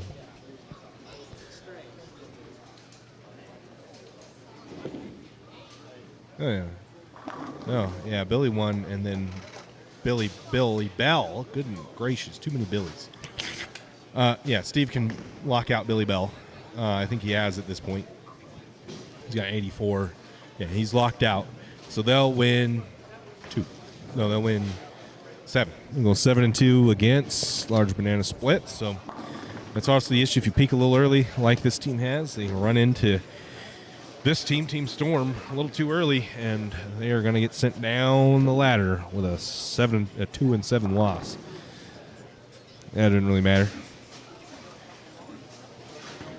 That didn't really matter. My team, my probably fine team.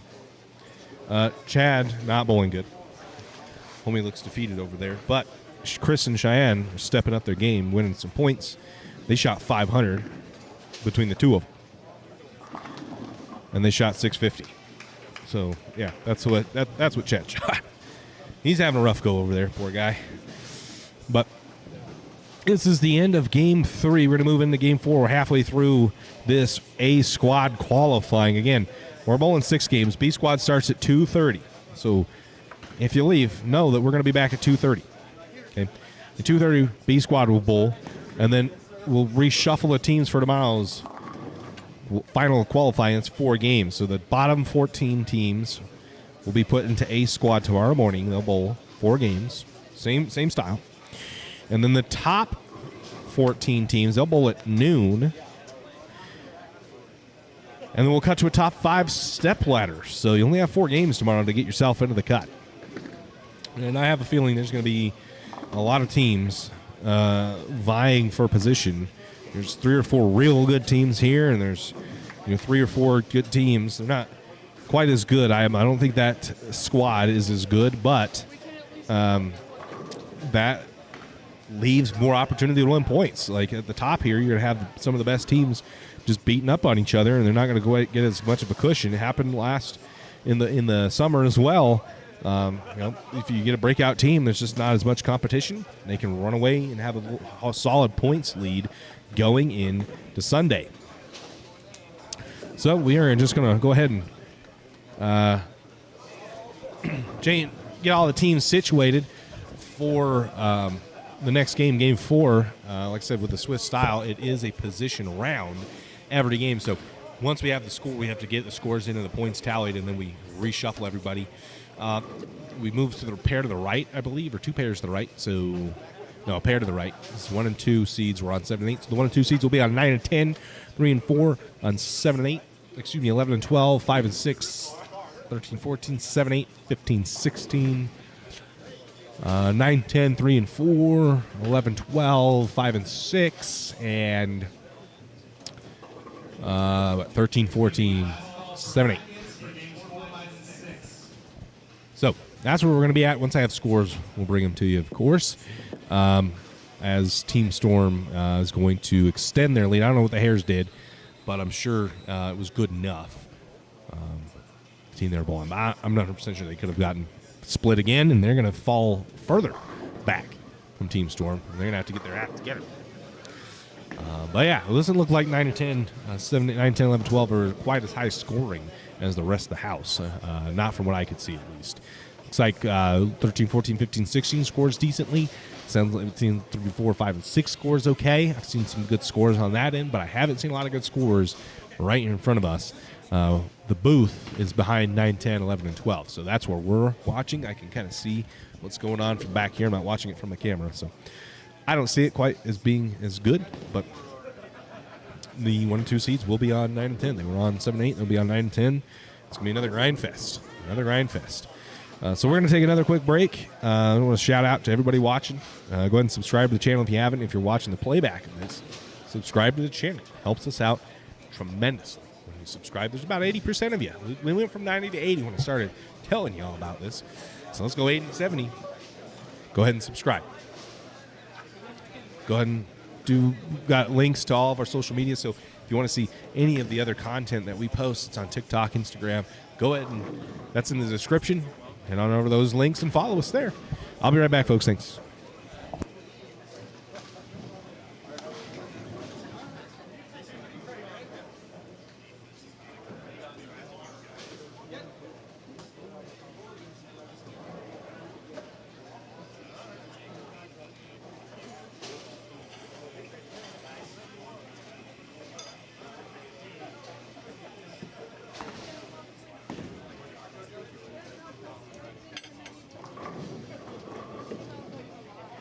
You don't want this, right?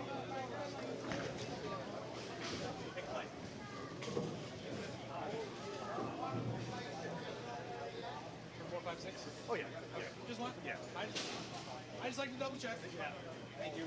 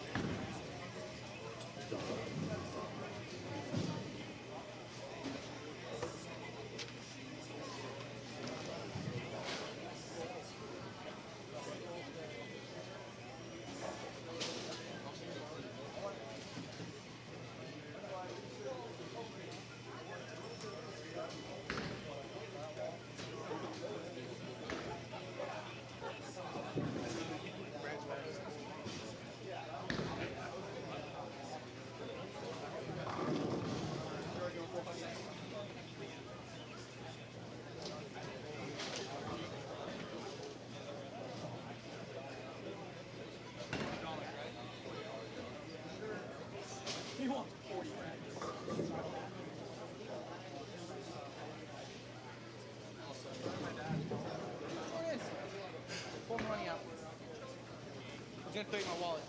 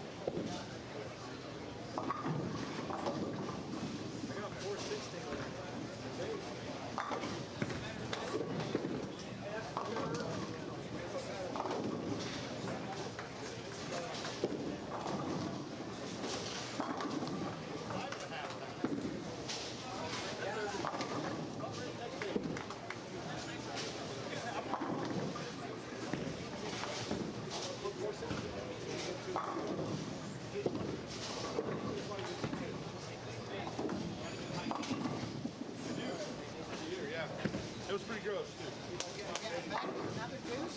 Yeah, I did.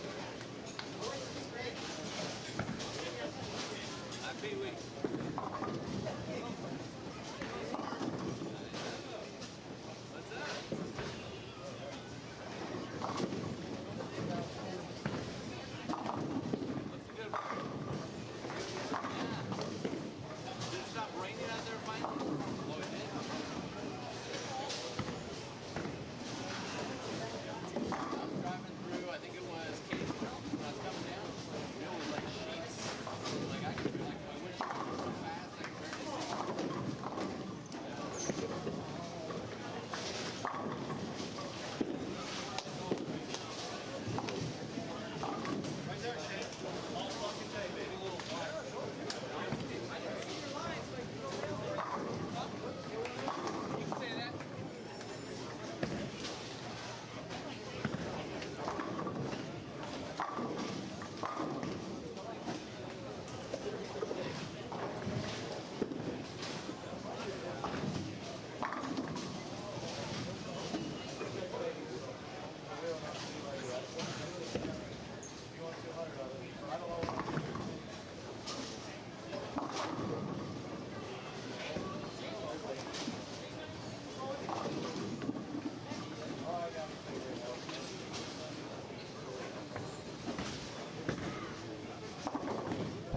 All right. So, guess what? We're back. The 1-2 seeds being Team Storm and Voltage Hairs. So, as we kind of predicted was going to happen, it has happened.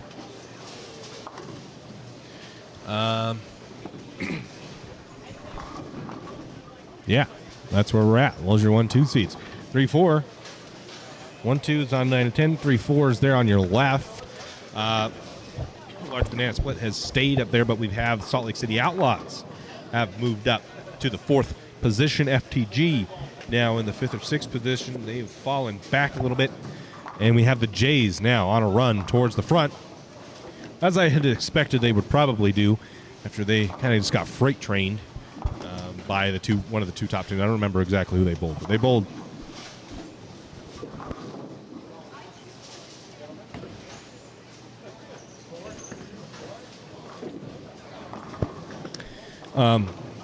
Yeah, so as we had predicted, Jay's moving on up. 15 and 16, what we don't have. I don't know who's over there. Risinger, Foking Good, and then the other team that I'm not 100% sure who is. Then we head on over here to the high end. And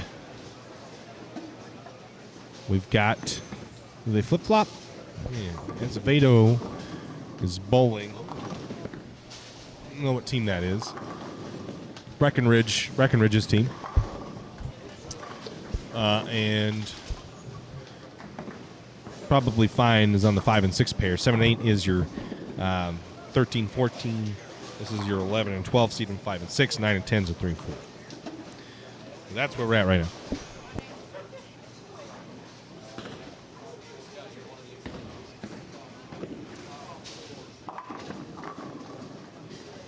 That's where we're at. I thought Team Probably Fine did a little bit better than they did, but apparently they did not.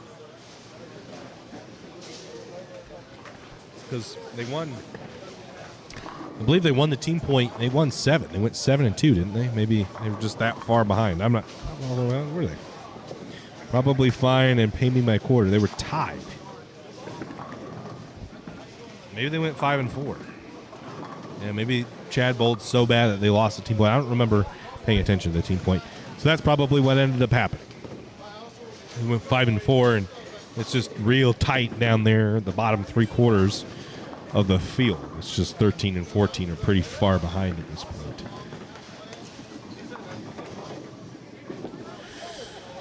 As we continue to move forward. I want to thank each and every one of you for tuning in and coming out and bowl these tournaments. Appreciate you. All right. Updating our ticker right now.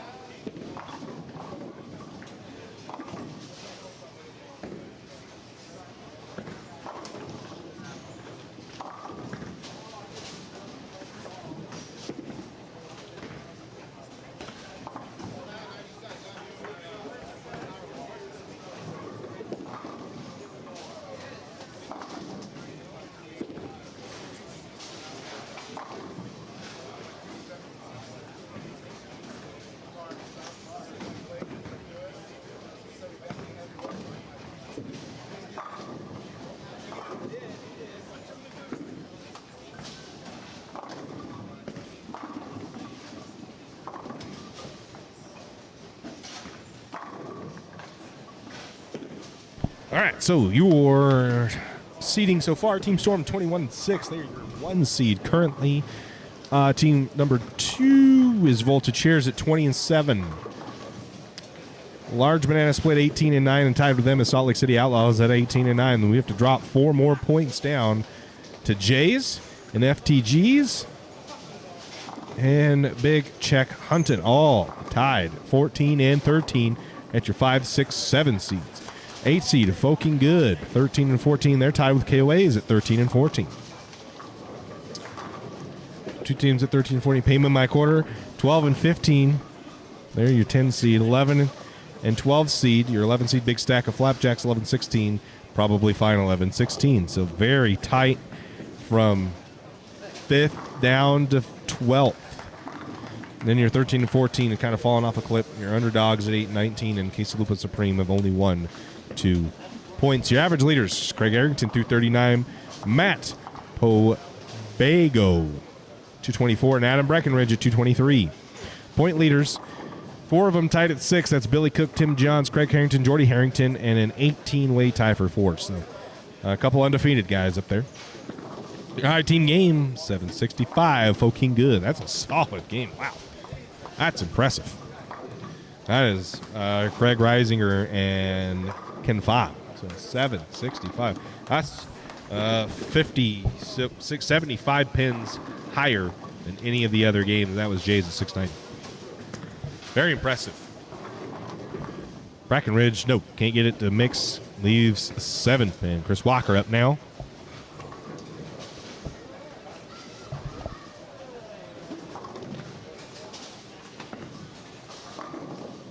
Flat 10s. Didn't like it off his hand. Good ball got back. Just didn't have anything. Didn't have anything down lane. Just hit the head pin and deflected quite a bit. Jimmy Rasmussen at the split. He's going to take 1. So your mid pack, the bottom of the mid pack right here, probably fine, went from 9th to 12th with a 4-5 split. That's unfortunate, but like I said, with them being at 11-16, they are 7 points back from 4th and 3 back from 5th. So it's tight. It's really, really tight.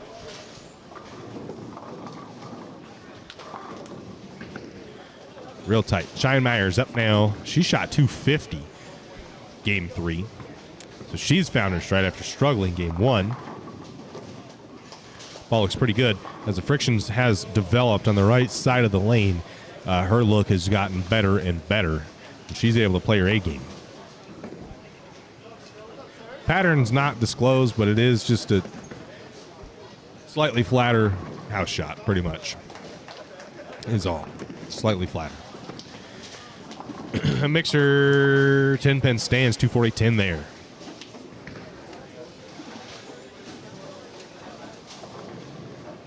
Who's on Big Stack of Flapjacks? Is that? That is Matt Pobago. Chad McLean, he finds the strike. A much needed 10 back. Pobago miss. That is Matt, right? He is the final bowler on that squad.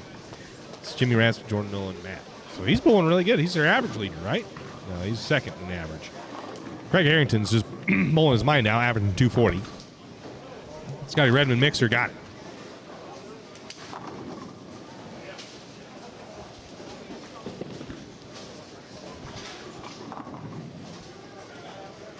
Boy, that's 10 back for Jimmy. Chris Walker up lane 6.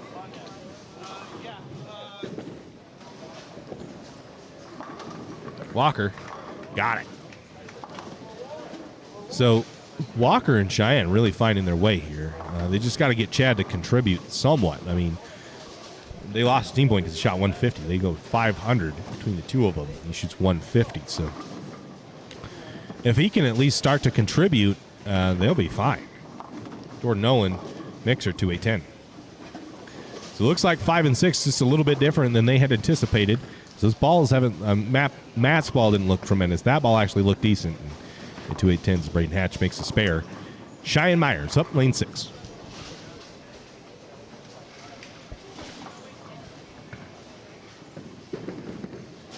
On his hook. Got it. Bang. That's 10 back.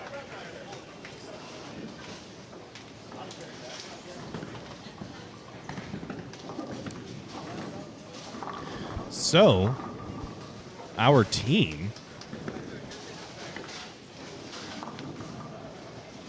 of Probably Fine looking for the second half of this squad to make a little bit of a run and get themselves into the afternoon squad, the noon squad tomorrow, the top 14 squad. Matt's going to cross over Mr. Headpin, so he's struggling now.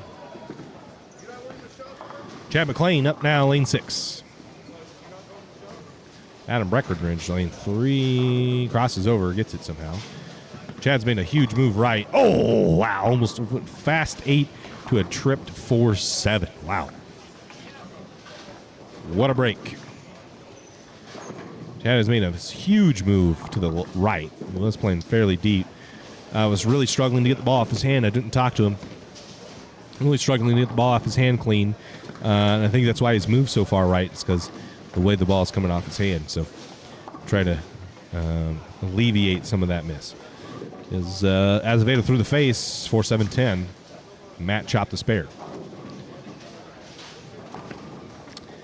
So Jimmy Rasmussen up now. Things moving fast here, but it's only 3 bowlers.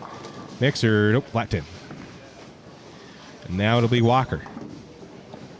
He's working on a strike. Probably Fine fiending right now, and they can make a big jump if they could get a sweep here. And these other teams in the bottom, in the middle, in the mid pack, start splitting. Flat 10. Just a little flat down lane. Chris looking for just a little bit more axis rotation.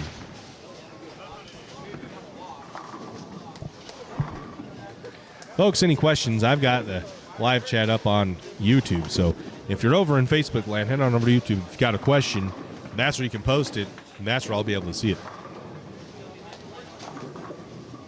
Like, we got a bunch of new faces. If you are new, this is a squad qualifying. We're both 6 games of Swiss-style match play. Ooh, he's got it. So Swiss means it's a position round every game. And the match play works, so there's 2 points per individual match and 3 for the team, so 9 total points at stake. 9 total points at stake, and the beauty of it is it's hard to get away when the leader's just beating up on each other, which is currently happening.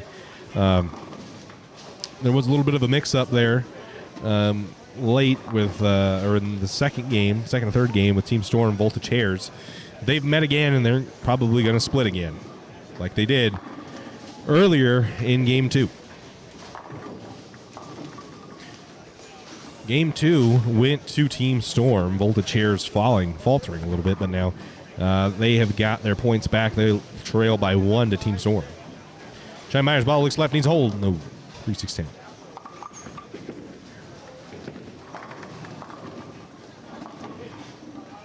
Tomorrow, we'll bowl 4 more games of final qualifying. What we're going to do, though, is we're going to split the teams in the bottom 12 and the top 12. Bottom 14, top 14, okay? So the bottom 14 teams, they bowl at 8 a.m. The Pajama Squad. And it's 4 games, same Swiss-style match play. And then the top 4 teams will bowl. That will be, again, same format, and then we'll cut to the top 5 for a step-ladder final. So it's important. It's imperative to get your points right now because it's going to be not as many games tomorrow to make up those points. Cheyenne, very good spare, and she is locked in. She struggled early, struggled real bad early, and has found her stride and is bowling really good. Like I said, I thought she was one of the better third bowlers with Lizzie Reese in the powerhouse teams. These powerhouse teams struggle with their top 2 bowlers, averaging so high. Finding a solid third can be tough. Cheyenne's one of those girls. Oh, yeah. Messenger 9-pin for Charles.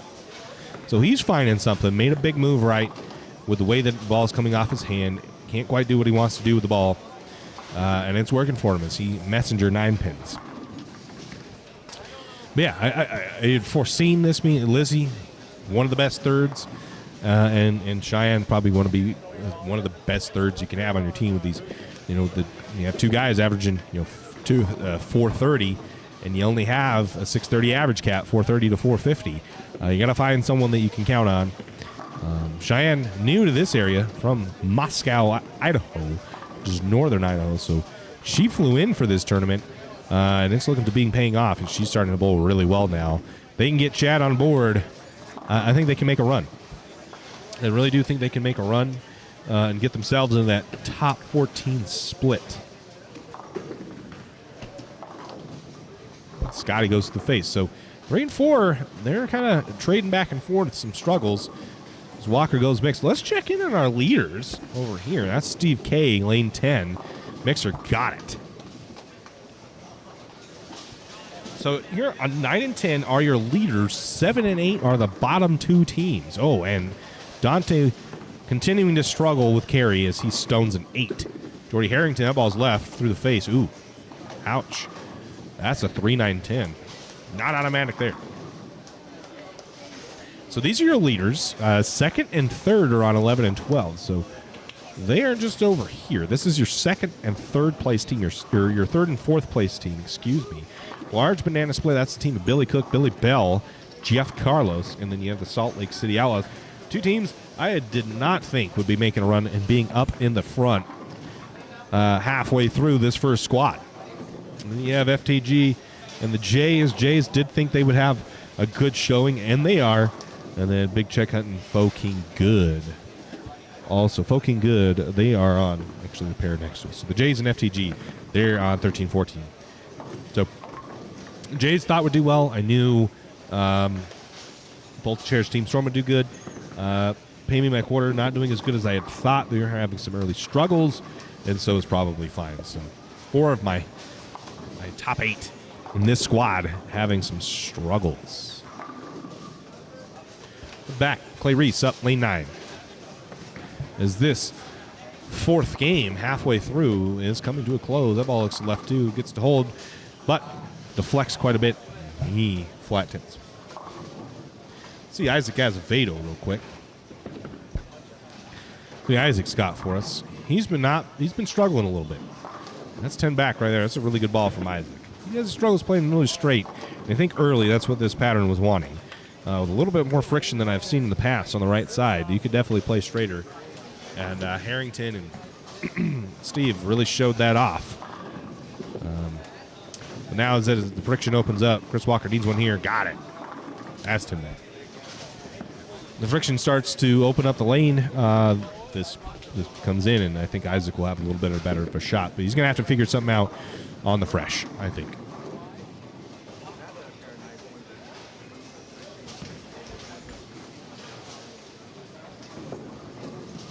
Going to need to figure something out on the fresh.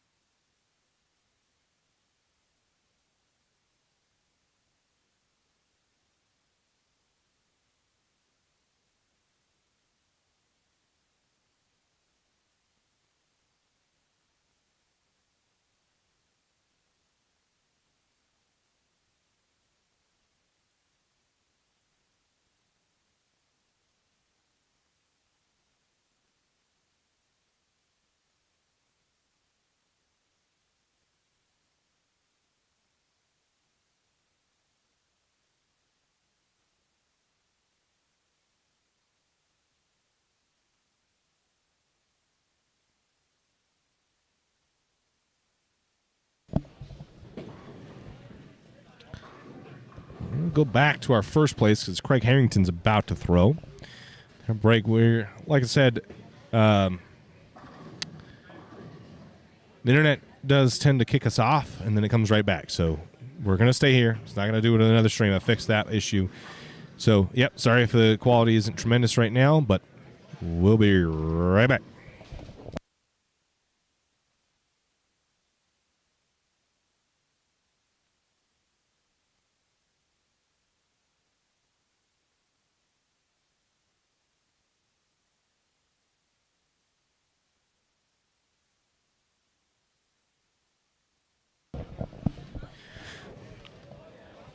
And then, see, we're right back. So anybody that was in the chat, thanks for staying. Yeah, sorry, Matthew. We had a camera die that has our microphone on it. There's the sound back for you. My apologies. My apologies. Craig Harrington picks a 2-8. You've got to be getting finished here, right?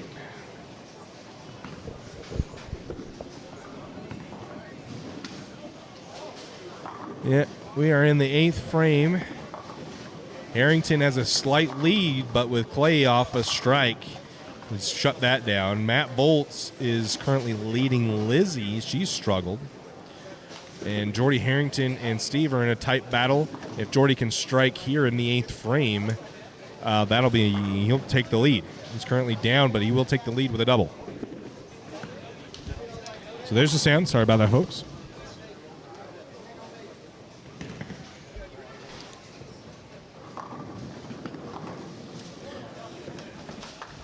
Matt Bolt's another strike. So Matt putting the team on his back. Going to try and steal a team point at least, the bare minimum, with how good he's bowling. We could probably find, because they're bowling really good right now, and they have an opportunity to sweep and jump a lot of spots. Even if 3, 4, 5 of these teams. So come watch out. Bang. That's 10 back for Chris Walker. As they start their 10, that's his double in the 10th frame, is it not? One waffle fry. There we are. All right. Well, actually really close. Just Jimmy Rasmussen's also on a big string of strikes. Am I leading this right? No. Chris Walker's on a big string of strikes. Jimmy is not. So Chris got that locked up. Nolan's on a string of strikes. So is Cheyenne. Chad's on a string of strikes. Matt is on a double.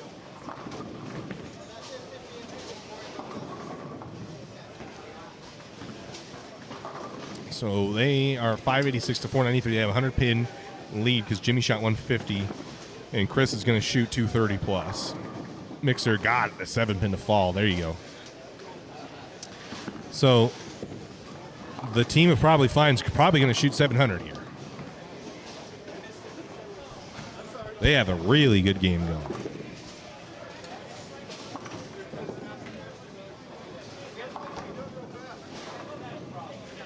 They have a real good game.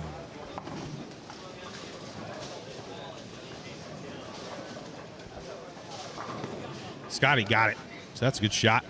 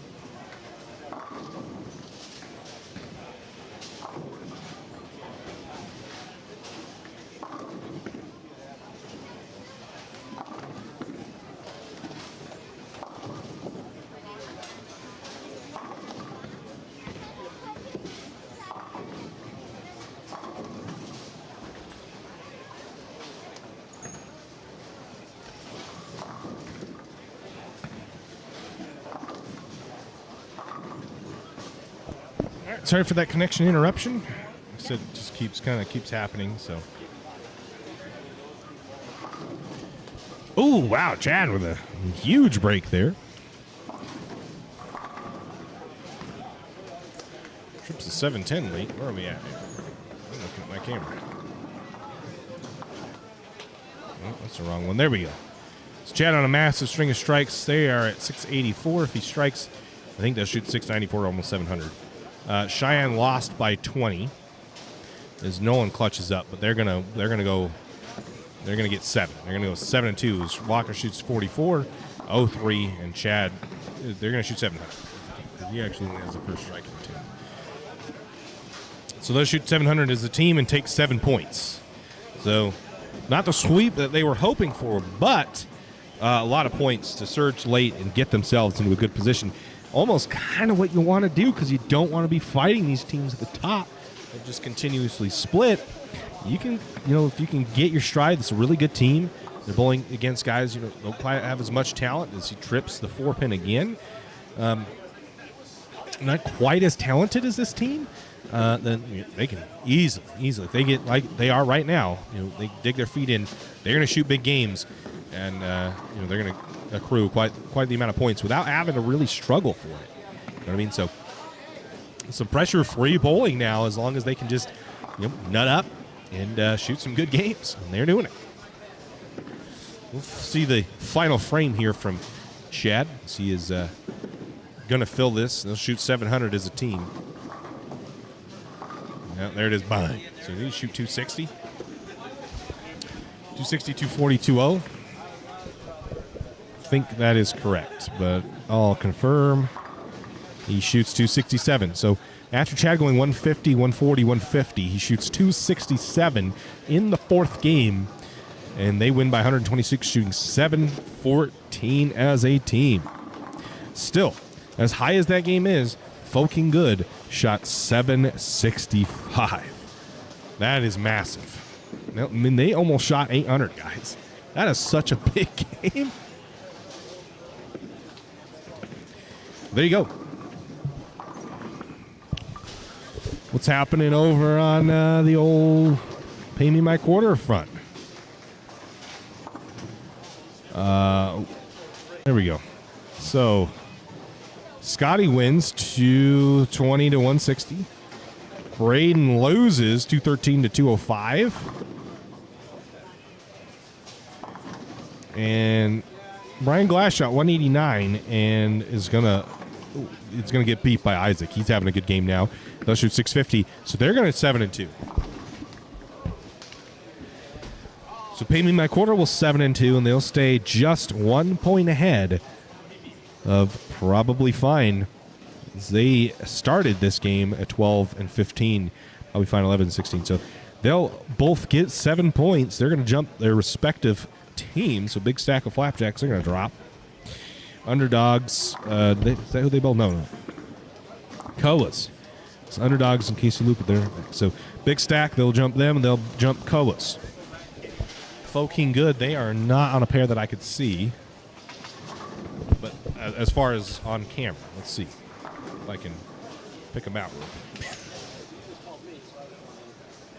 Foking Good, Reisinger won by 7. Ken Fong won. They 7 and 2 by 16. So Foking Good 7 and 2s by 16. So that means Coas will drop. So Big Stack, Coas, and Big Check Hunting.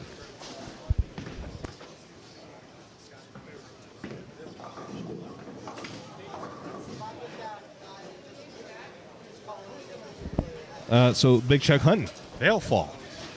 Significant. Sorry, I don't know why I put that up there. Obviously, the game that's still going. It's the first and second seed, 1 and 2 seeds bowling each other currently. FTG, Gus lost, so Jordan Nielsen wins. Joe Sim wins. Shane Graham wins. So they 7 and 2. The Jays 7 and 2. FTG will fall. to below. Probably Fine. So Probably Fine's going to jump because Probably Fine 7 and 2s. Pay Me My Quarter 7 and 2s. Folking Good 7 and 2s. And FTG 7 and 2s. So where's Large Banana Split? Right in front of me. What happened there? Jeff Carlos wins. Billy Cook lost. Billy Bell wins. So they also 7 and 2. Large Banana Split 7 and 2s. So Salt Lake City Outlaws at 18 gets to, they'll go to 20. So they won't fall too far. FTG will get, so they'll be at 21. So they'll fall to FTG. Folking Good, they'll be tied with. Pay Me My Quarter, they'll be one back of. It's going to be tight at the top of the mid-pack now with that. Man, that is crazy. What a turn of events this game, setting the tone for the rest of A Squad as we are finishing up the game in front of us. The two best teams having the slowest pace. Everybody in the center is done, and they are not in their are they in the 10th frame? Yeah, they're in the 10th frame. Bang! Steve-O.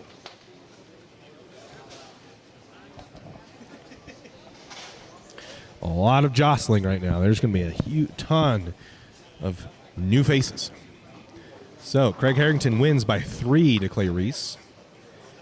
Lizzie loses by a lot, 173-227. And Steve K, 58-88. He has a 1-pin. No, he has. Steve's going to win, and they're going to lose the team point because Lizzie lost by 50. And Steve cannot win by 50, even though he's in a large string of strikes. Mixer got it. Ooh, a little fist pump action. A little fist pump action for the camera. Steve-O. Well, they're going to get close, but they are going to lose the team point. So that means Hares are going to 7 and 2.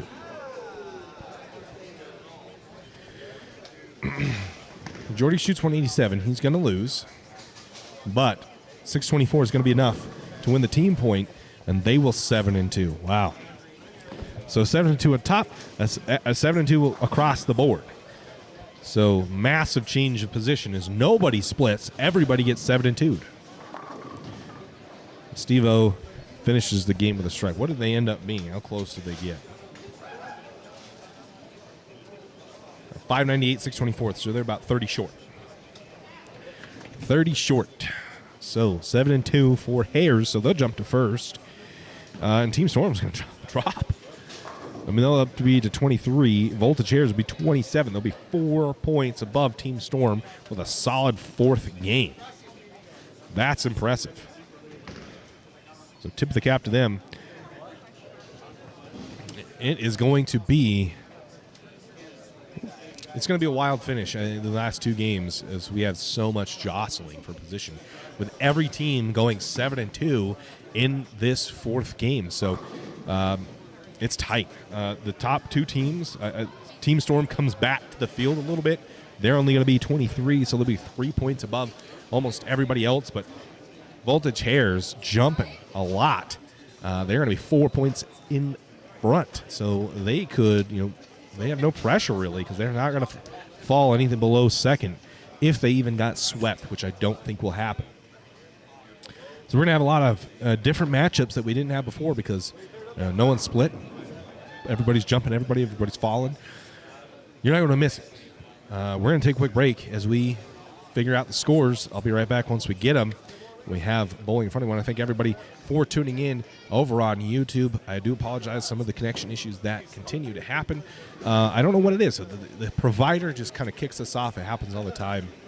Unfortunately, here they just kick us off the internet for 2 seconds. We connect right back, and we don't lose the stream, though. So fortunately, I've fixed that portion.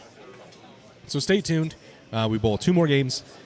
Match play Swiss style, position around every match. 2 games for individual point, 3 for the team. And then B Squad will start at 2:30. If you have any questions, throw them down in the comments on in YouTube. If you're in Facebook, head on over to YouTube. In the description is all of our Patreon, our merch site. Get a t-shirt if you want, some stickers, and follow us on our socials, Instagram, Facebook, TikTok. Thanks, guys. Take a quick break. We'll be right back.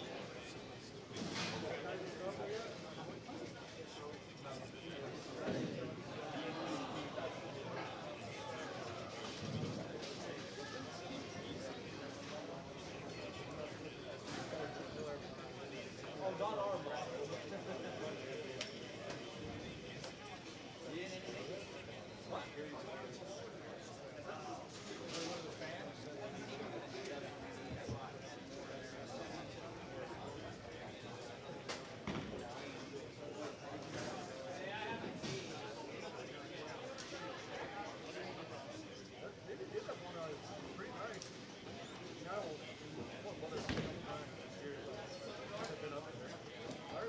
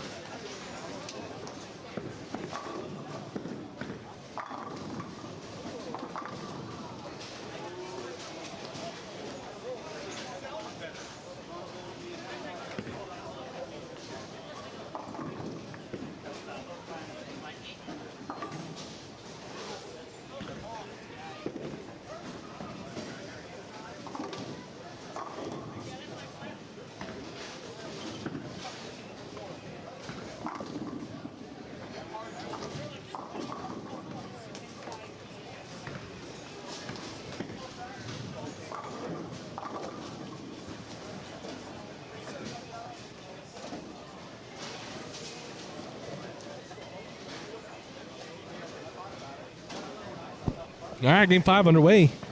Leaders are Hares, Voltage Hares, and the what is that? The Large Banana Split.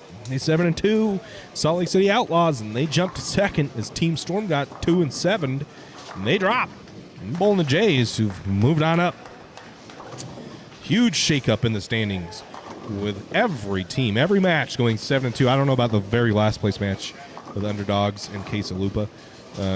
They're pretty far off the pace at this point, but every other match 7-2, and that's what you get. You're getting a huge shakeup in who's bowling who.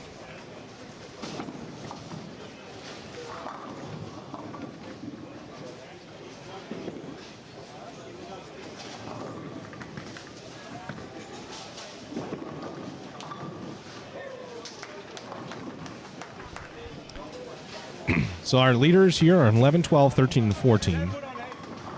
It's game 5. Game 6 will have the 1 and 2 siege on 13, 14. 3 and 4 will unfortunately be on 15, 16. We won't be able to get that, but then 5, 6, 7, 8 will be on the low end. And we'll keep you obviously updated on scores as well.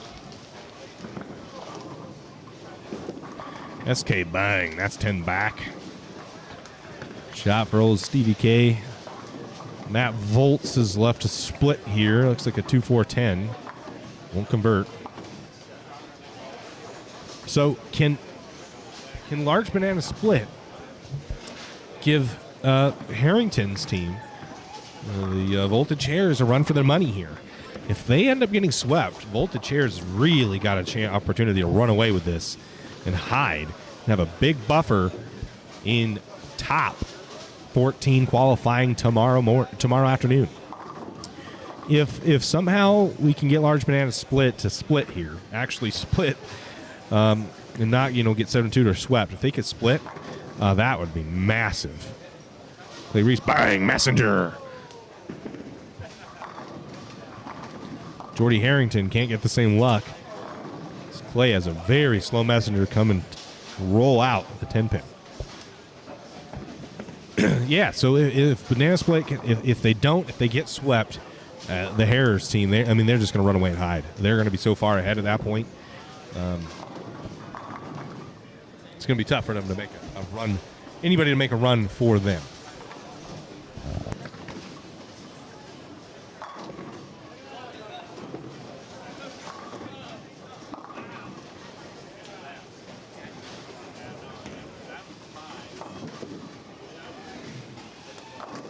Still waiting on updated scores. Should have them here very shortly. Jordy Harrington picks up his spare. The Jays making a run. Did they peak too early, though? Because now they're bowling. The Team Storm, which is the favorite, going in to this weekend. Did they peak too early? Some of these teams down here, it's real close in the mid-pack, and getting swept is going to drop you 5 or 6 positions. So did they peak too early? They struggled early, and now the first game or two, but now they've made a run, and they're in the top 4. Is it too soon? Is it too soon? There is a strategy to this. Now, is it on purpose? That I don't know about. I'm not going to sit here and say that you purposely bowl bad to get yourself in a better position, but you have to be cognizant of where you're at. If you continuously sit up top, you're going to get beat up by talent like Steve Klemkin and Clay Reese, Craig and Jordan Harrington. You're going to get beat up by these teams. You have to grind through them. It's a mental grind in these games to be bowling with teams like this over and over and over again. So it's not necessarily a bad thing to kind of hang back, and then make your run late. So if you can just sneak in, if you have enough points to get yourself in the top 5, you have 4 games. I mean, there's, what is that? 9 times 4 is, I don't know.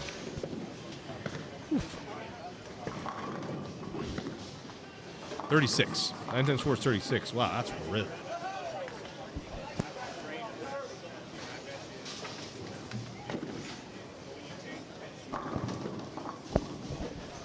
So there's 36 points up for grabs. You just got to get, if you could just get into that top 14 split, I think you've got a real chance of making the top 5. You just can't peak too early. You just can't peak too early because you could easily get swept in the next 2 games. Getting into this top seed, the top 4 or 5 teams, 4, 5, or 6 teams, any one of those teams could sweep you. So if you're making a run, got to time it right. Got to time that run right.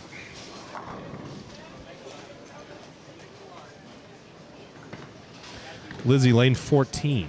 Up.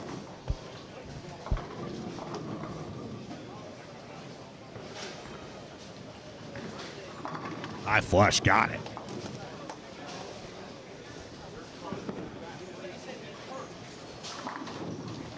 Ooh, Craig Harrington. High flush. Got it. Send on over to the low end here. And Pay Me My Quarter and probably fine have met again. They bowled each other in game 3, split up in game 4, and are back in game number 5. Two solid teams that I predicted would do pretty well. So one of them is going to do well, one of them ain't unless they split. And they're in their 4th frame. And Chris Walker, Cheyenne Myers, and Chad McLean have been bowling. Chad bowled really good. Cheyenne will miss the head pin right, so 3 and 4 maybe a touch different than it had been previously. So where are we at here? Okay, both the chairs at 27 points. Large Banana Split is only 2 back of them at 25, and Team Storm is 2 back of them at 23. Those are your top 3. Jay's got up to 21 points. Again, like I said, the mid-pack is very tight. So those are your top 4 teams. Going to the mid-pack, Foking Good, 20 points. 6th place, Salt Lake City Outlaws, 20. Pay Me My Quarter, 19. Probably Fine, 18. FTG, 16. Big Check Hunting, 16. That's 10th place, folks. 10th place is back from 5th, 4 points. And guess what? Kova's 15, Underdogs 15. 5 points separates them from 5th. So it's tight. The mid-pack is very tight. And so the mid-pack, I would say, is 4th, which is 21, to 12th, which is 15. Big Stack of Flapjacks is at 13, and Quesalupa Supreme down at 4. So an abysmal day for Quesalupa Supreme. They are just struggling. Craig Harrington remains the only undefeated bowler at 8 points. He has won every single one of them, and it makes sense because he's your average leader at 232. Adam Breckenridge moves up into second at 221, and Matt Pobago at 220. 79 is your high game so far, and 765 still held by Foking Good. Close behind them, though, probably fine. Shoot 714. Making a little bit of a run. They've got to take down a solid squad of Scotty Redmond, Braden Hatch, and Isaac Azevedo. Not slouches. They're not going to lay down and take it. I mean, you're going to have to bowl, and you're going to have to beat them. It won't be easy to do.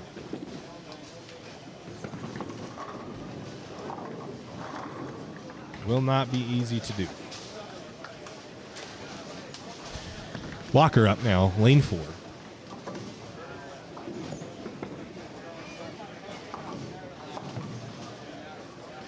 See what he's got. Ball needs to rotate. So lane 4 and 3 and 4 much tighter, it looks like, than 5 and 6. Whereas now I've seen Chris and Cheyenne miss the head pin right. Braden Hatch, Mixer, Messenger. Not quite. Not quite.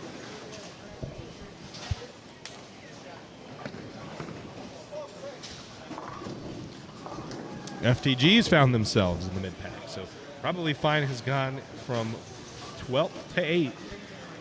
Not as much as you'd think, but it's so very tight in the mid-pack.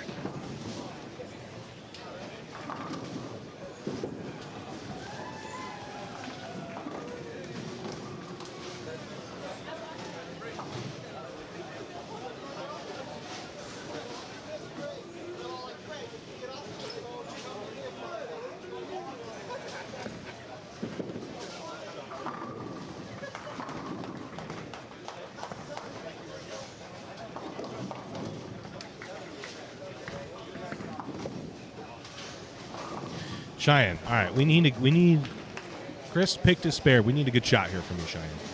Rips on that ball. Hook. Oh, wow. Trips 710 out of that. Leaves a 4-pin. Very close.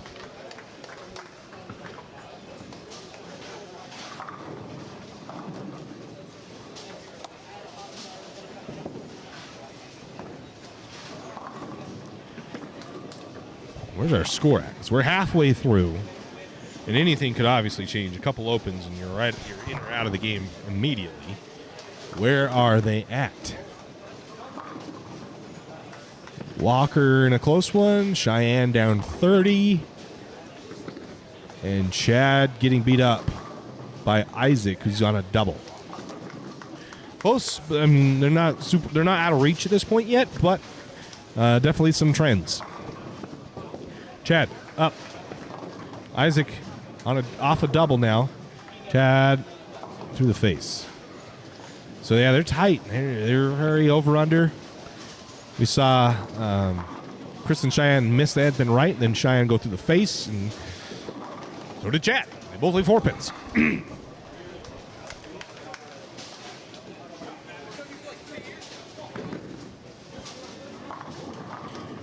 Chris Walker, he needs something going. Mixer got it, so that's huge. Got to boost some confidence. Get a strike like that. And Chad will easily pick up the spares. So they need to get a spark going. They need to start stringing some strikes to put some pressure on Pay Me My Quarter. If they don't, I'm looking at the wrong page. I was going to say, what the heck? If they don't, then they're just not going to move up enough. And I think, it's going to be so tight. Like, as tight as it is right now, I think, you're the 28 teams, so what, you're freaking 8 through 18 seed, those 10 teams, I guess, are all going to be within 2 or 3 points of each other. They're going to be so close. It's going to be a fight. There really could be a team in the bottom squad if they can go sweep, like they can get a lot of points, go 30. They can get 30 tomorrow. There's a real shot that they can sneak into the top 5. Cheyenne. Ball's. Oh, taps the 10 pin, gets it to drop. And lane 3 just pops the head out of the gutter. She gets it to fall. That's a big strike. That brings up Chad.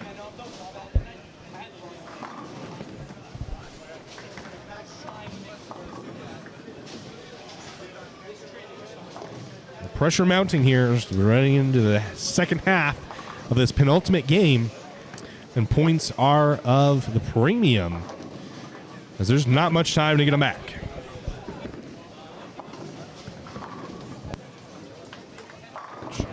All right, Chad. Off the 4 pin, that ball's going to cross over, and he's going to 6-10.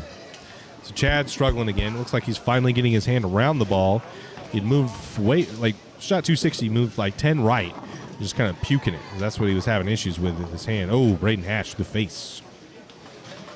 So that opens the door for Cheyenne. She's working off a strike. Chad needs a spare so that Isaac doesn't get too far away. Isaac is on a 3-batter. Ooh, almost chops it.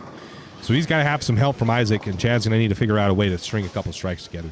We're going to head on over to the 1 through 4 seeds. See where they stand.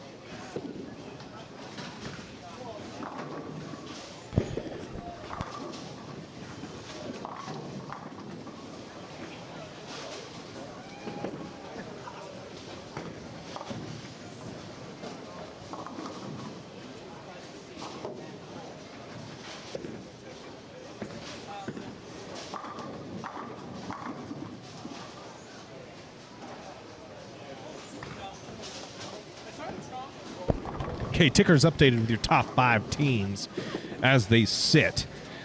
Let's get a look at scores over here.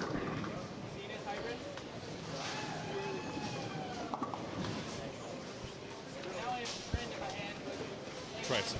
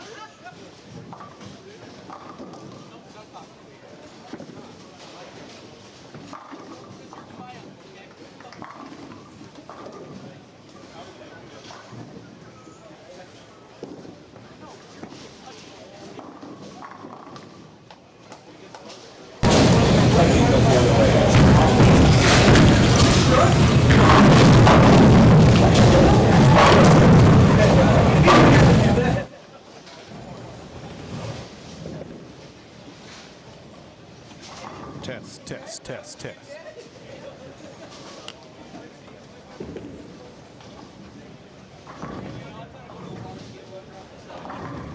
Testing 1 2. Test. Testing 1 2. Testing 1 2.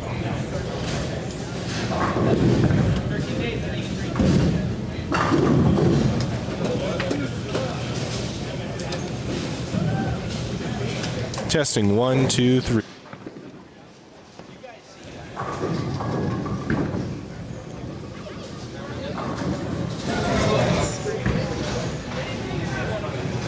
Testing 1 2 3.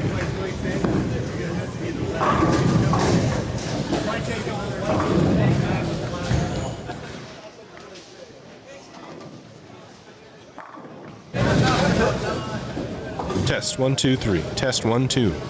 Y'all hear me? I want to make sure y'all hear me.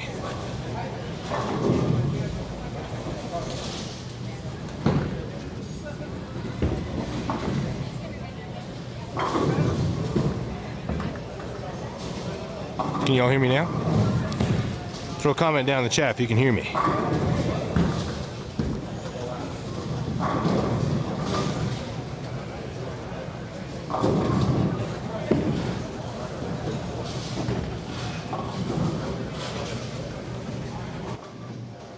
Hello. Oh, that's much better. How's that? Okay, I think we found a sweet spot here.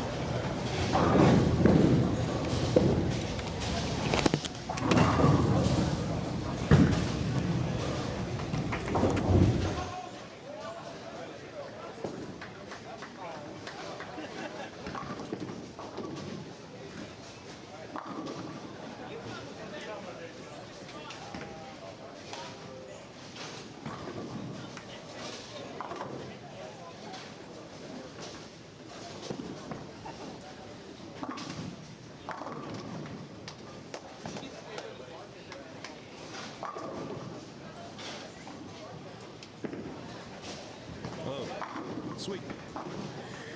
How's this? Can everybody hear me if I hold it just like this? Everybody hear me like this?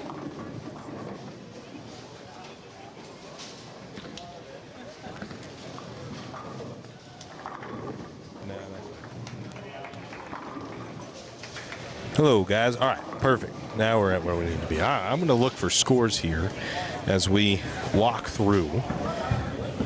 We're keeping it on the lead pair here. First, they're 1 and 2 seeds, so that's where we're at right now. Let's see here. We've got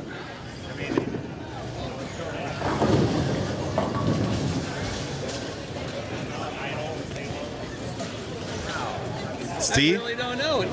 Chayton, I think I stood on the wrong dot. I'm not sure what happened there. You struck. I did strike.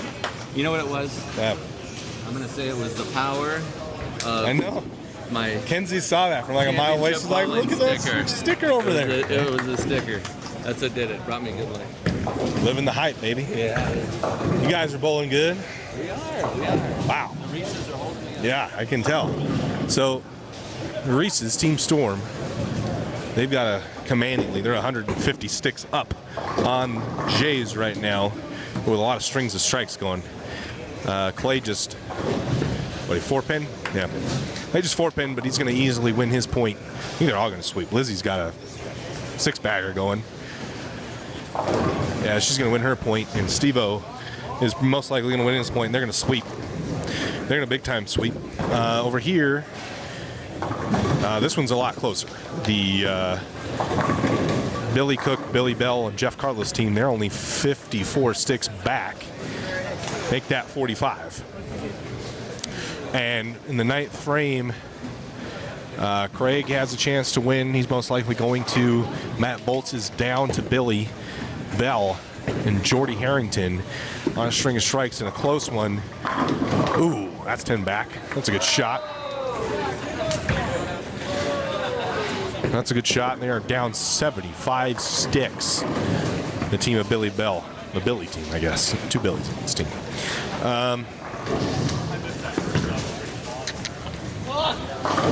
Jordy's on a big string of strike. He's on a 6-bagger. So he's probably going to win his point, too. We're going to move on to the high end, where some of the drama is happening. Oh, I have to laugh.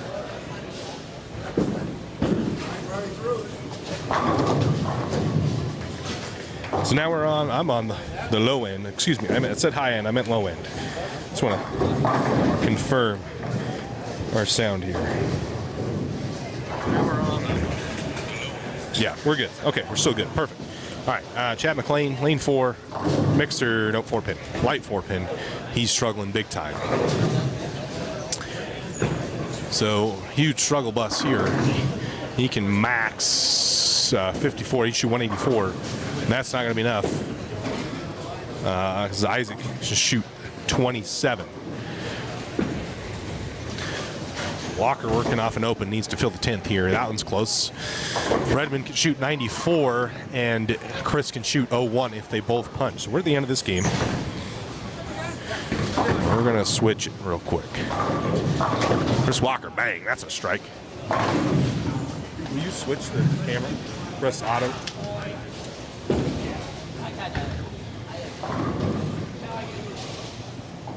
Is it Chad?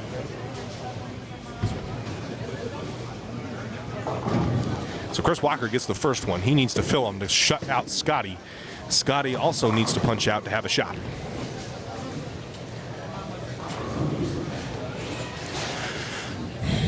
Cheyenne is on a big string of strikes, but so is Braden. So that game is close. Scotty needs it. Oh, it's to the face. He gets 5. So Scotty's out.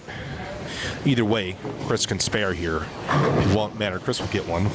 The team point, they are down by 20, so this is big for the team point. Chris Walker needs to punch out. This big team point implications. Walker needs it. Ball's a little left off his hand through the face, and he gets 6. So not much better. Not much better.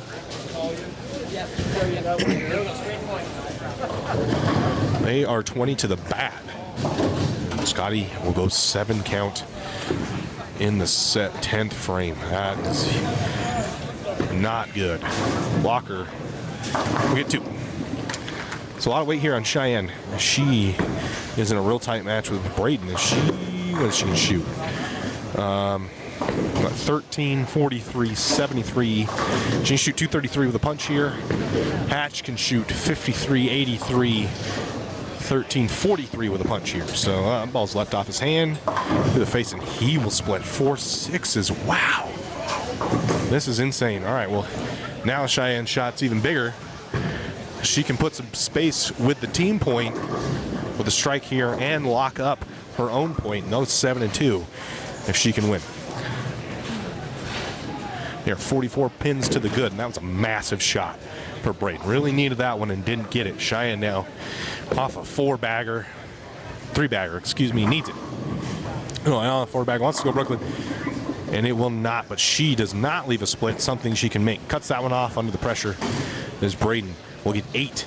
So a 7 count, a 7 out for Scotty, and an 8 out for Braden Hatch in the 10th frame. And a game that they looked like they had locked up, and I think that does it. No, Cheyenne needs to spare this. Cheyenne must spare to 7-2. 5 balls left. Oh no, she missed it. So she loses. Oh no. She loses by 7. They need to go 5-4.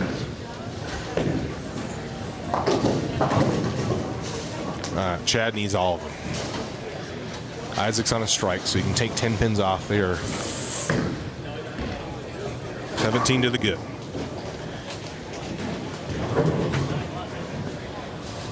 $17 to the good. Chad needs it. Bang! Slaps the 10 out. He gets the first one. That is huge for the team point. They can go 5-4 with only 1 point from Chris Walker. Isaac needs to match, and he also splits. Oh my God! They go washout, split in the 10th frame. And Paving My Quarter will not mark at all in the 10th frame and lose 5-4. That will tie these two, and they will most likely meet again in the final game of A Squad qualifying. I think that locks them out of the team point. It does. Chad's plus 13. Isaac would need to spare this, and he would need Chad to throw a ditch pretty much. He's not going to. That's good enough. That should be fine.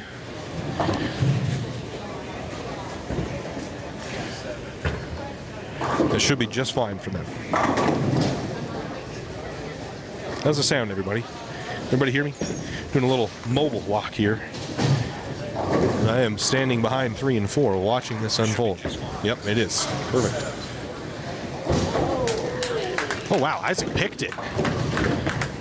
Wow. Okay, well, I was mistaken there. I don't think it's enough. Oh, they have a 7-pin lead. Oh, no. All right, so Isaac needs 8. 8 wins, 7 ties. So it could go from 5-4 to 7-2 with this shot right here. I was mistaken. I did not think Isaac would pick that. He makes it. Huge clutch split. If he gets 8, they win. 7 or worse. 7 ties, 8 wins. Anything less than 7 is an L. That ball looks pretty good, and it's a strike. And they will win 7-2 to Pay Me My Quarter with a huge 4-9 pick late in that game. We're going to move on over to our 1 seeds.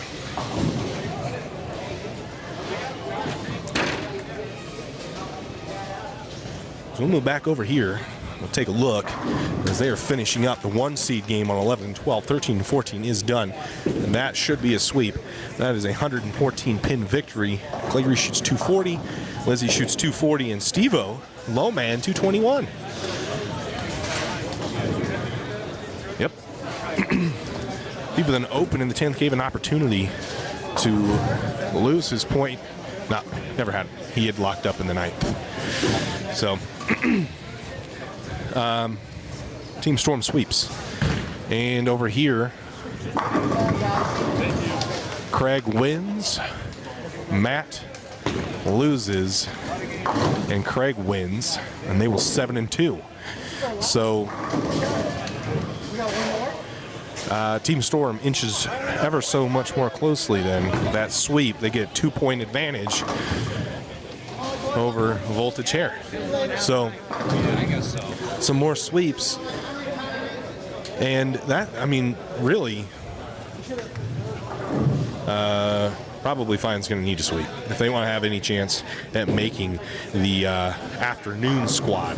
They're going to have to sweep. I think it's going to be real tight in the mid pack, and the 7-2 loss. It's got to sting really bad. A huge clutch spare from Isaac Azevedo in the 10th frame to give them a shot to win the team point, and then buries the next shot. Huge clutch from Isaac. All right, well, that's the end of game number 5. That's a penultimate game. Whew. Squeeze myself in here. Go over here as they finish up this game. I'm going to take a quick break. I appreciate y'all tuning in, and we'll be right back. Thanks, folks.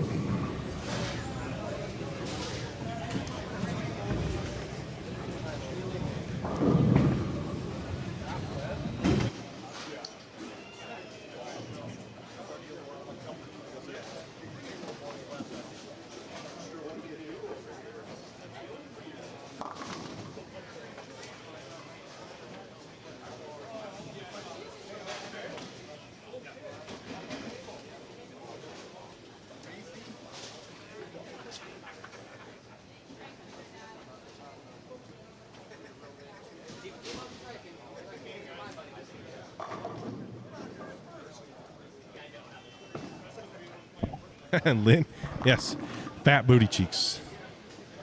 He said, guy, my man's gone 140, 150, or 150, 140, 150, 260, 140. That is a good comment. Yeah, Zach, that was crazy. I'm very surprised by that. That was huge spare. They went from being tied to a commanding lead from that.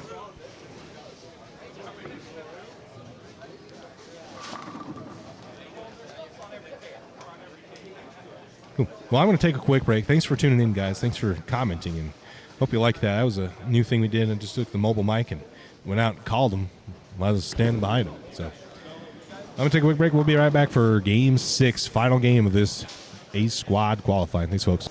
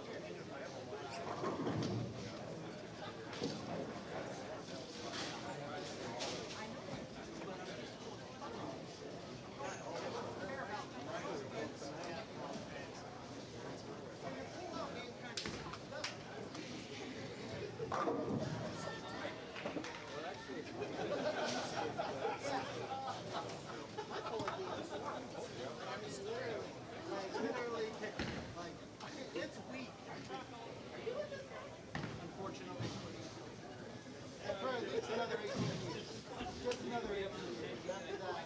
He's like, you can die. He's going up and down.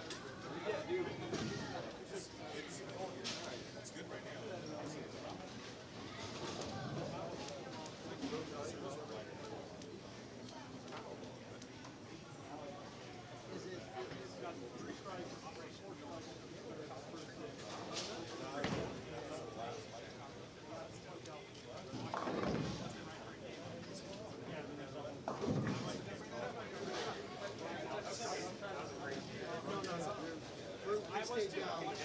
Stay down. Yeah.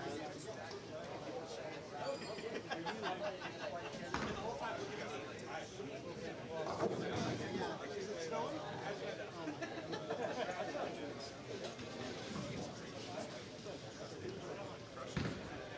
Put it on. You're asking the person.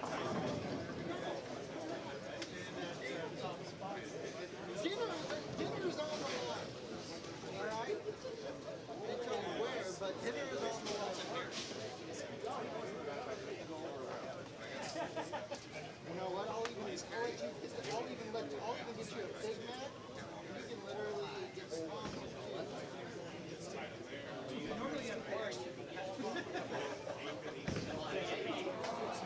This shit.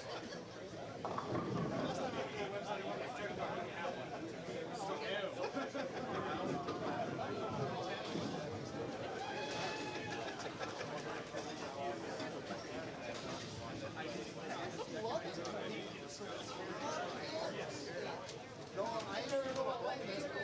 Like literally. What's up, Robin?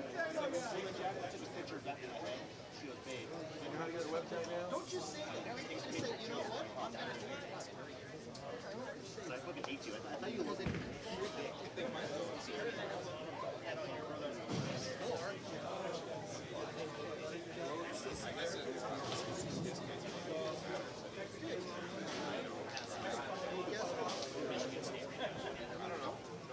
I hate when somebody says that. No. I guess going out there and find a place for now. You want to know something? Rob, you said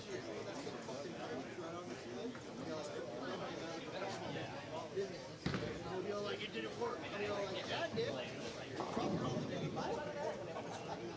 I thought maybe like at 12, people said 1,000. I was like, perfect. I can argue I can't really it's 3 days. But I feel like if I hit another one, then everything that I covered for him should be. Yeah. So everything should be a full-on split. That's how we We're rolling stuff. Yeah, you told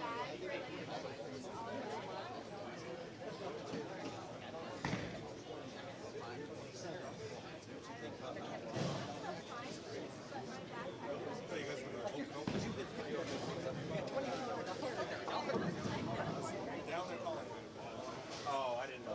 another week and then we'll start.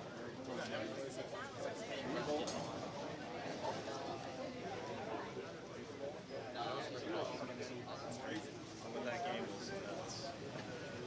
I think I owe my I said, but it's to that point again where like I'm not knocked out. Like why are you not doing it now? But I get it. I haven't touched it in years.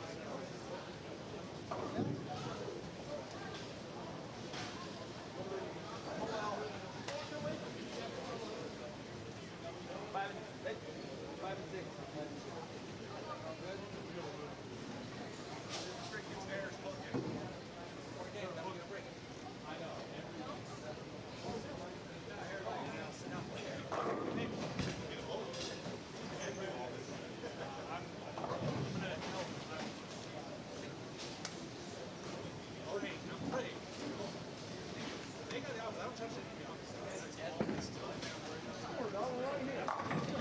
Mid last.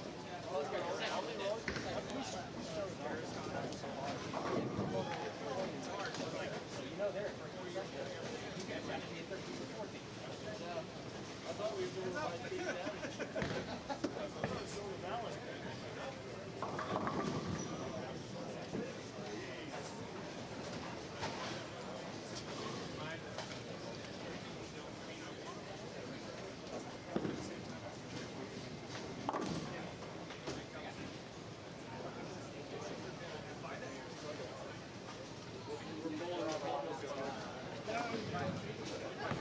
right side of the bowling move for one we got the bubble going.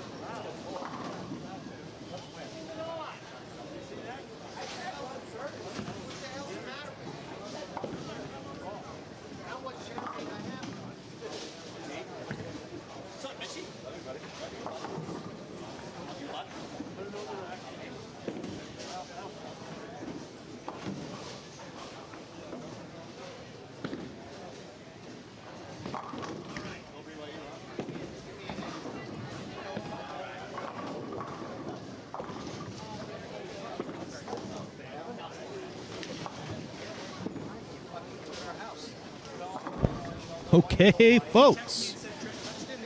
Game 6. The final game. I got to change it, I know.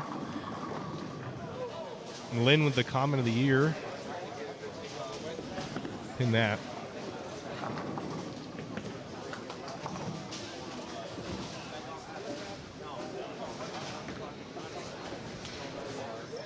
Shout out to my homie Lynn. That's comment of the year by far. But yeah, we're gonna do more of that. I enjoyed that. I was down there calling the action. Get Kenzie to switch the camera a little bit. When I walk by, I'll switch the camera. She's got to take off. But so your first place teams, it's Harrington and them. They're on 13-14. 11 and 12 is your last place team. Right? So 7 and 8, 9-10 is the bottom two. 7 and 8. Is this the Jays? The Jays have fallen this far? Oh my, there's... Holy crap. So the last two teams are on the right side here. It's a big stack of flapjacks in case of Lupa Supreme, I believe. And...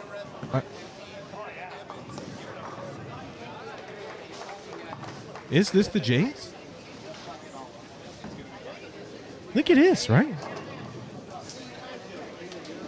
Holy crap, dude. They fell so... Jays were in 4th place. And now they're in, like, 10th. Holy crap. Shiny Myers 10 back. Guys, that's how quickly things change. Wow, that's insane. You get swept when it's this tight.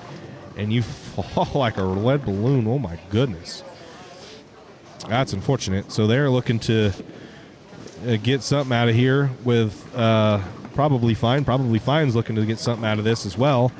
Your 3rd and 4th place teams, they're on 15 and 16. I don't have those pairs. Your 5th and 6th are on the low end down here. That is, well, this team that pulled off something spectacular, going 7 and 2 against Probably Fine with Isaac Azevedo picking the 4-9. He crosses over and leads a 6-pin. FTG bowls them. Salt Lake City Outlaws is there with, who are they with? I know that's Salt Lake City Outlaws. I don't know who the team they're bowling is. And then we have Probably Fine and Jays. Oh, here we go. Bang. So, first place, 34 points. Voltage Hares. Second place, 32 points. Team Storm. Third place, 27 points. Faux King Good. Fourth place, Large Banana Split, 27 points. So remember these numbers, 27 points, okay? Remember. Fifth place, Pay Me My Quarter. They jumped to 5th place. Where was Pay Me My Quarter last game? Pay Me My Quarter. We're in 7th. They've gone to 5th. Pay Me My Quarter, and they are... Man, I got to... It's a little confusing. Hold up. There we go. 27 points. Pay Me My Quarter, 26 points. So they are 1 point out of 3rd place from 7th. In 5th, Pay Me My Quarter, 26 points. Big Check Hunting, 6th place, 25 points. Salt Lake City Outlaws, 22 points in 7th place. Koas, 8th place, 22 points. Jays, 9th place, 21 points. Probably Fine, 10th place, 20 points. Big Stack of Flapjacks, 11th place, 20 points. And then it's 17, 16, and 6. So, and 17's Underdogs. 16's FTG. So, 10 points, 11 points, 10, 11 points. This final game, 10 points separates 12th place and 3rd. 10 points, 12th place and 3rd place are separated by 1 game, virtually. So any sweep from 3rd to 12th, you're going to fall probably 5 spots. That's insane. Shine Myers, that's a decent looking ball. Needs to hook. Mixer, flat tip. Ouch. Probably Fine. They're 20. They are 7 points back, so a sweep would really help them. They need a sweep. They can get to 20. If they can get to 20, 29, I think they're in good shape to make the top 14 split. If they do not, they're going to struggle. They might be here early in the morning with us. And Jays, a good team, they have just fallen. I mean, the Jays must have gotten swept. They went from 4th to 9th of 5. They get swept 21. They did get swept. A sweep is just so hurtful in this format, this Swiss style format, match play, point based. I mean, it's just insane how much it hurts. It's crazy when you get swept.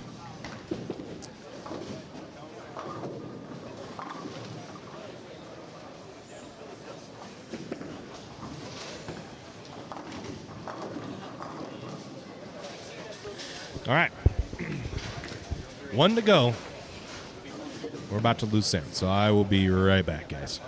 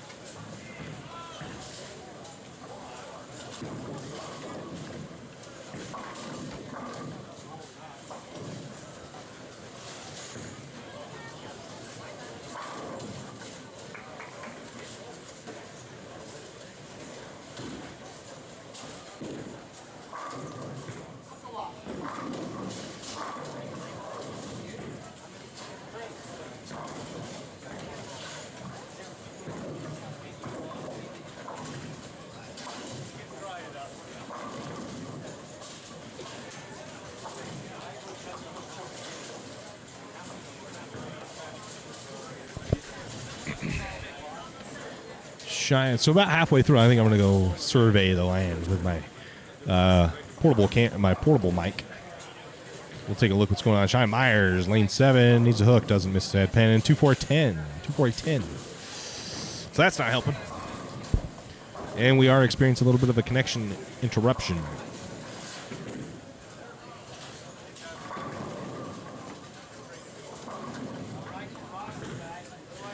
As Jason Vandermeer will leave the 6 pin.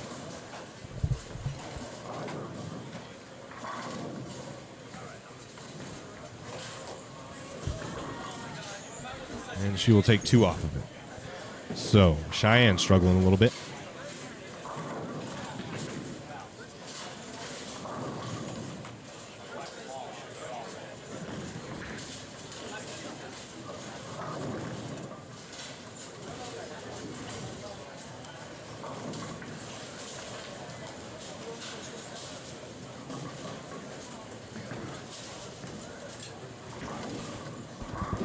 Oh, Chad stones an 8-pin. Ouch. Wow, that was a really good ball to stone an 8-pin.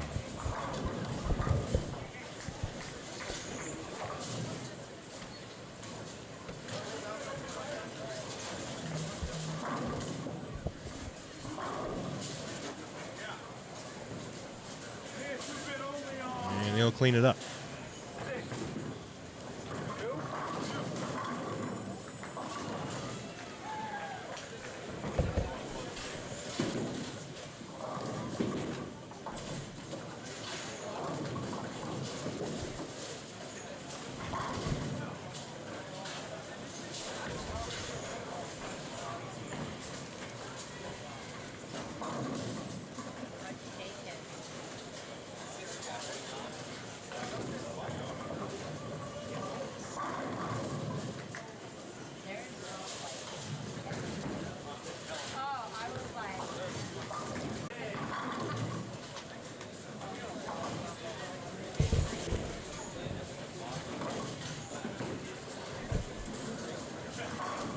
Good shot there, lane 9.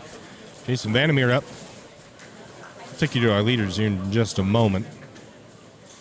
I'll let Cheyenne Myers throw her shot.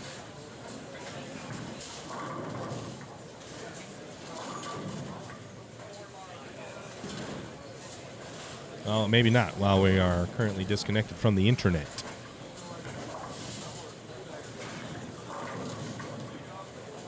Bang, 10 back. I don't know. I'm talking. There is no connection currently.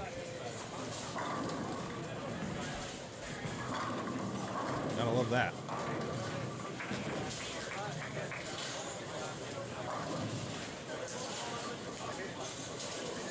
There's just zero. There's just zeros out.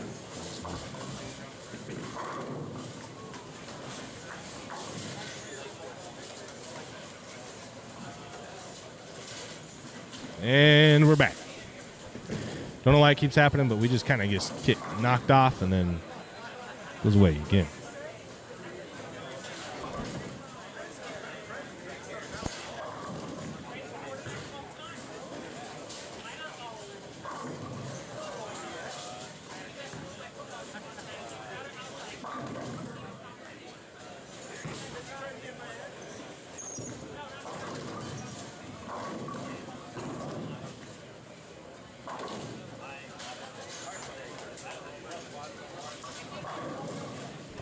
And we're fired back up. Chad just left a really high flush 4-pin and then cleans it up. So I'm going to take a quick break and we'll come back and I'll go roam the fields as we are about halfway, 3/4 of the way through this final game. I'll be right back, folks. Thanks.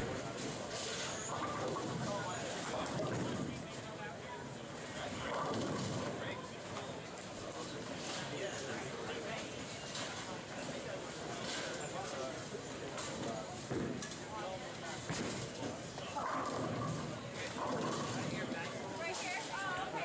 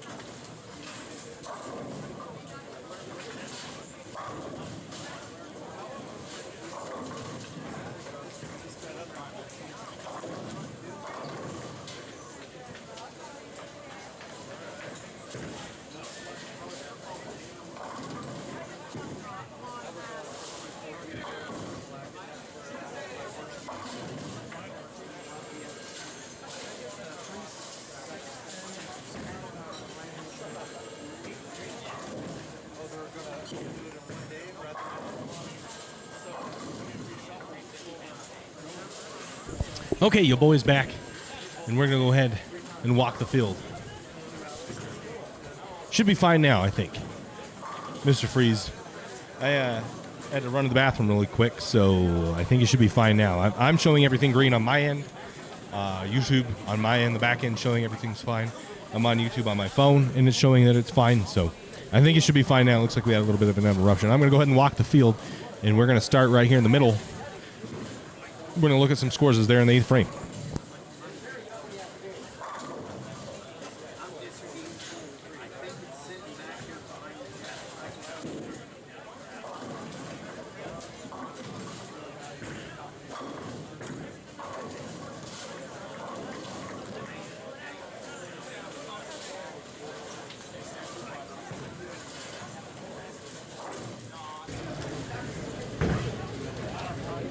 All right, there we go. Sweet. So let's take a look at where we're at. We're headed over 7, 8, 9, 10, right in front of me.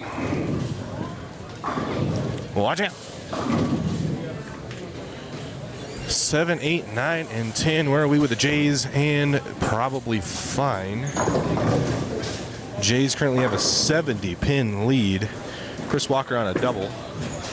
Chad McLean almost chops the 3-6-10. Doesn't quite do it, though. So probably finding some really deep trouble here.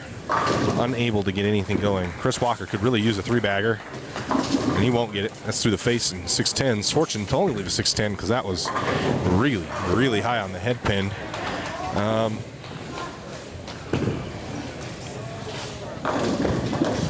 Yeah, that's where we're at. To my top 8, not doing too hot right now. Jays, there's still a couple of frames left. They're in the 8th frame right now.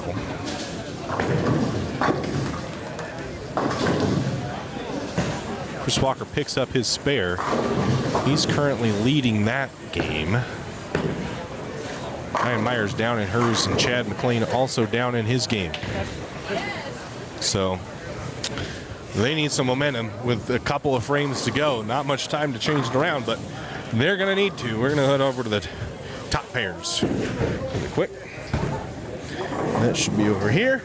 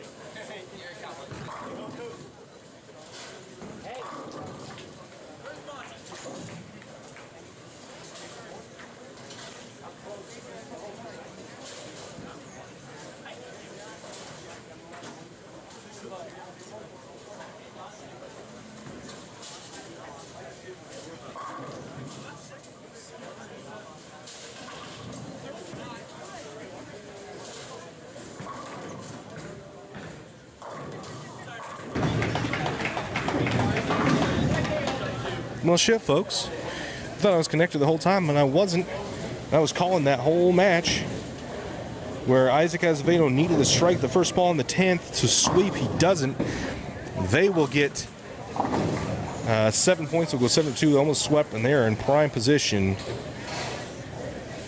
to be in the top 5 after 6 games. This is the final game, by the way.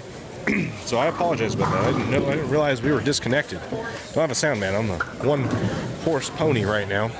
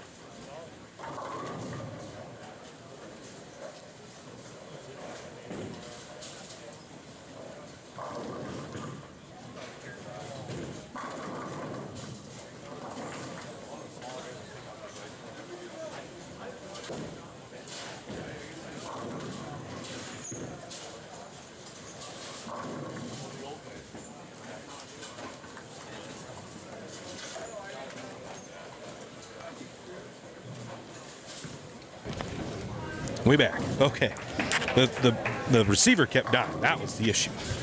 So my apologies there, folks. 'Cause I'm back. So Chad McLean, I don't know when it died. probably died immediately after I got it working. It's working now. Chad McLean needed to strike in the first ball of the 10th frame, doesn't, and they go from being able to go 7-2 to getting 7-2, only getting 2 points. So we're going to go over to our lead pair. Take a look at that.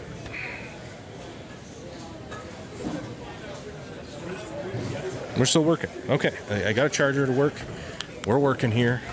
Let's see what the lead pairs did.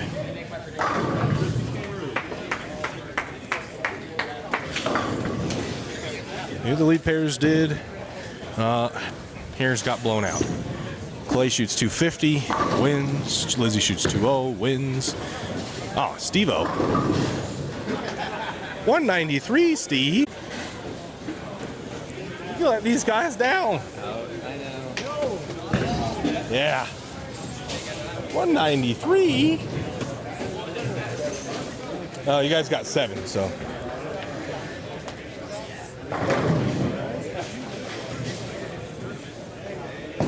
So Steve-O shoots 193, loses. They go 7-2, and they beat Voltage Hair by 125 sticks. Foking Good. Craig Reisinger lost. Derek Taylor won, and Ken Fong wins by 2. And that means Foking Good gets 7-2. They go 7-2. Team Storm goes 7-2. Screw. Isaac Azevedo's team, they went 7-2. Yeah, they could have swept. They went 7-2. Lost my mic. They went 7-2. So the first and second go 7-2. Third and fourth go 7-2. Fifth and sixth go 7-2. And we're over here. Salt Lake City Outlaws. Jays go 7-2. And the Outlaws win, loss. And KOAs go 7-2. So everybody 7-2s. I don't know about last place, but they're kind of quite a bit out of it. But everybody in the mid pack plus the leaders go 7-2 in the final game, and the A squad's going to start here soon. So everybody goes 7-2. Big mix-up from Game 5 because of that. I am sure this time it worked. Thankfully, this microphone worked this time. You guys could hear me, though. Entirety of that discussion. So, wow. Bunch of drama. Bunch of drama there at the end. Appreciate y'all hanging with me. I apologize for that mic dying. And of course, as soon as I get a cool idea, that's something messed up. But we're prepared. We're prepared individuals here. Go to the camera. Hey, that's it. 7-2s all across. Team Storm will be the leaders. Steve's a little upset about that 193 that he shot to not sweep Voltage Hairs. They were only, so they're going to be 5 points above Voltage Hairs. Foking Good, they got 7, so they are going to be tied. Well, it'll be 2 back of Voltage Hairs. So it's going to go Storm, Team Storm, Voltage Hairs, Foking Good, and then Large Banana Split got 7-2. Or no, they got 7. They got 2 points. It's Foking Good 7-2. Pay Me My Quarter got 7-2. I mean, it's going to be so stacked up at top because of the 7-2s, and it was a lot of it was the unders, the second, fourth, and sixth place teams doing it. Or the second place team did, the third place team did, the fifth place team did, the eighth place team did, the ninth place team did, and I think I don't remember which one else. Craig Arrington goes undefeated. He wins every point today. He goes 12-0. Craig Arrington, man, 227 average. And here's the GOAT. Who said that? Someone said Isaac. Zach said Isaac. Zach was good, or Isaac was good. So I'm going to get the final sheet. 2:30 p.m. So in about an hour, a little less than an hour, we'll go live for B Squad. I may be a little late to that. I've got some things I've got to do really quick, but B Squad 2:30 is when that starts. If you subscribe to our channel and hit the bell icon, you'll know exactly when we go live. If you follow us on Facebook, you'll know when we go on live. So you're going to want to go ahead, do those things, like the video, anything in between. We appreciate it. There's a lot of points available. It's going to be tough for, I mean, it's really stacked up top, but you're probably finding 2 points are going to be at 22. They're going to be a huge disadvantage. I think they'll bowl in the morning, and they're going to have to sweep. They're going to have to go 30 points, 36 out. Don't know if that's possible, but I think that's what it's going to take to get them in. As soon as I get scores, I'll let you know what they are.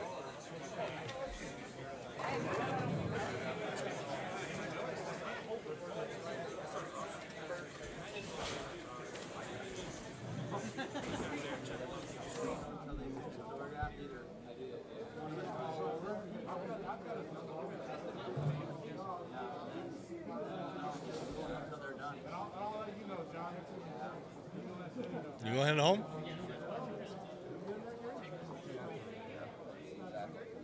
That's what I'm saying. You want to leave your balls here?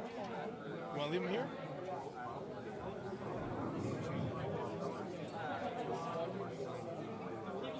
Dude, you guys had an opportunity to get 7 out of that.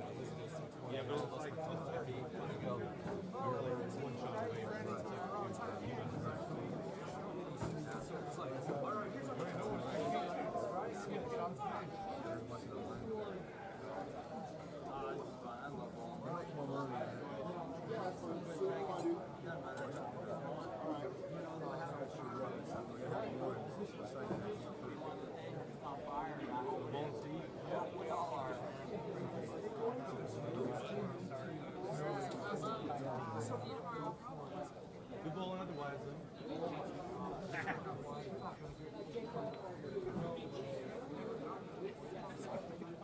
That's what, hey, your brother, Lynn, is in the chat telling Chad he sucks. He got a sheet, Trevor? The sheet yet?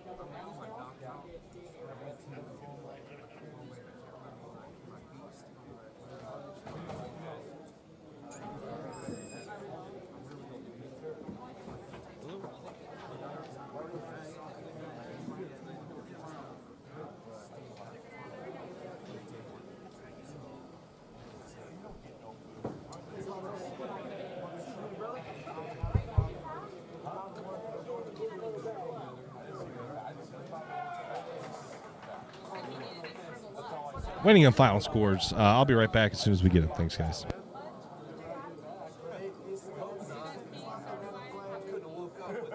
not sure. Well, we finished with 7 again, so I think we kind of crept back up there a little bit. I think we're going to finish what should put us in top 10 after the squats. We should be able to sleep in. That's all I wanted. That's dude. the whole goal. That's all I wanted. Yeah, I know. I'm with you. I don't want to be here at 8. I think we did okay. We had those 2 games where we only got 2 points, and that's pretty much our lowest. This guy never gets a shot out. This shot. It played so different from the summer. Dude, 9 and 10 was fucking hell, but we got stuck that last 2 games. Really?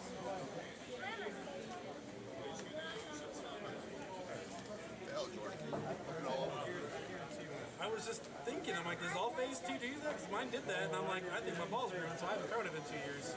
You know, I detoxed it last night, and it just acted really, really weird. It was all white and fuzzy and stuff.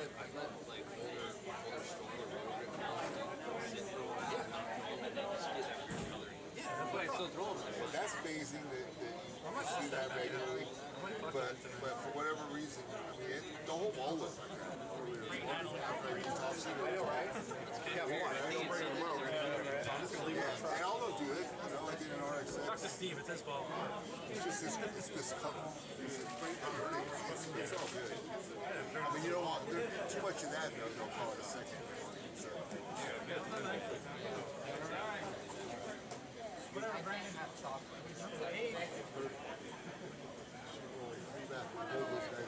three out of the 6 games.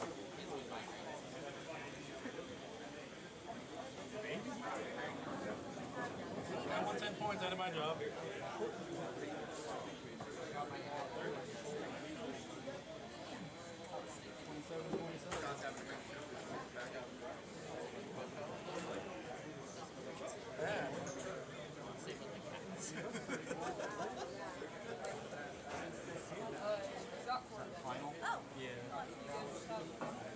Hey, when you got the Jays,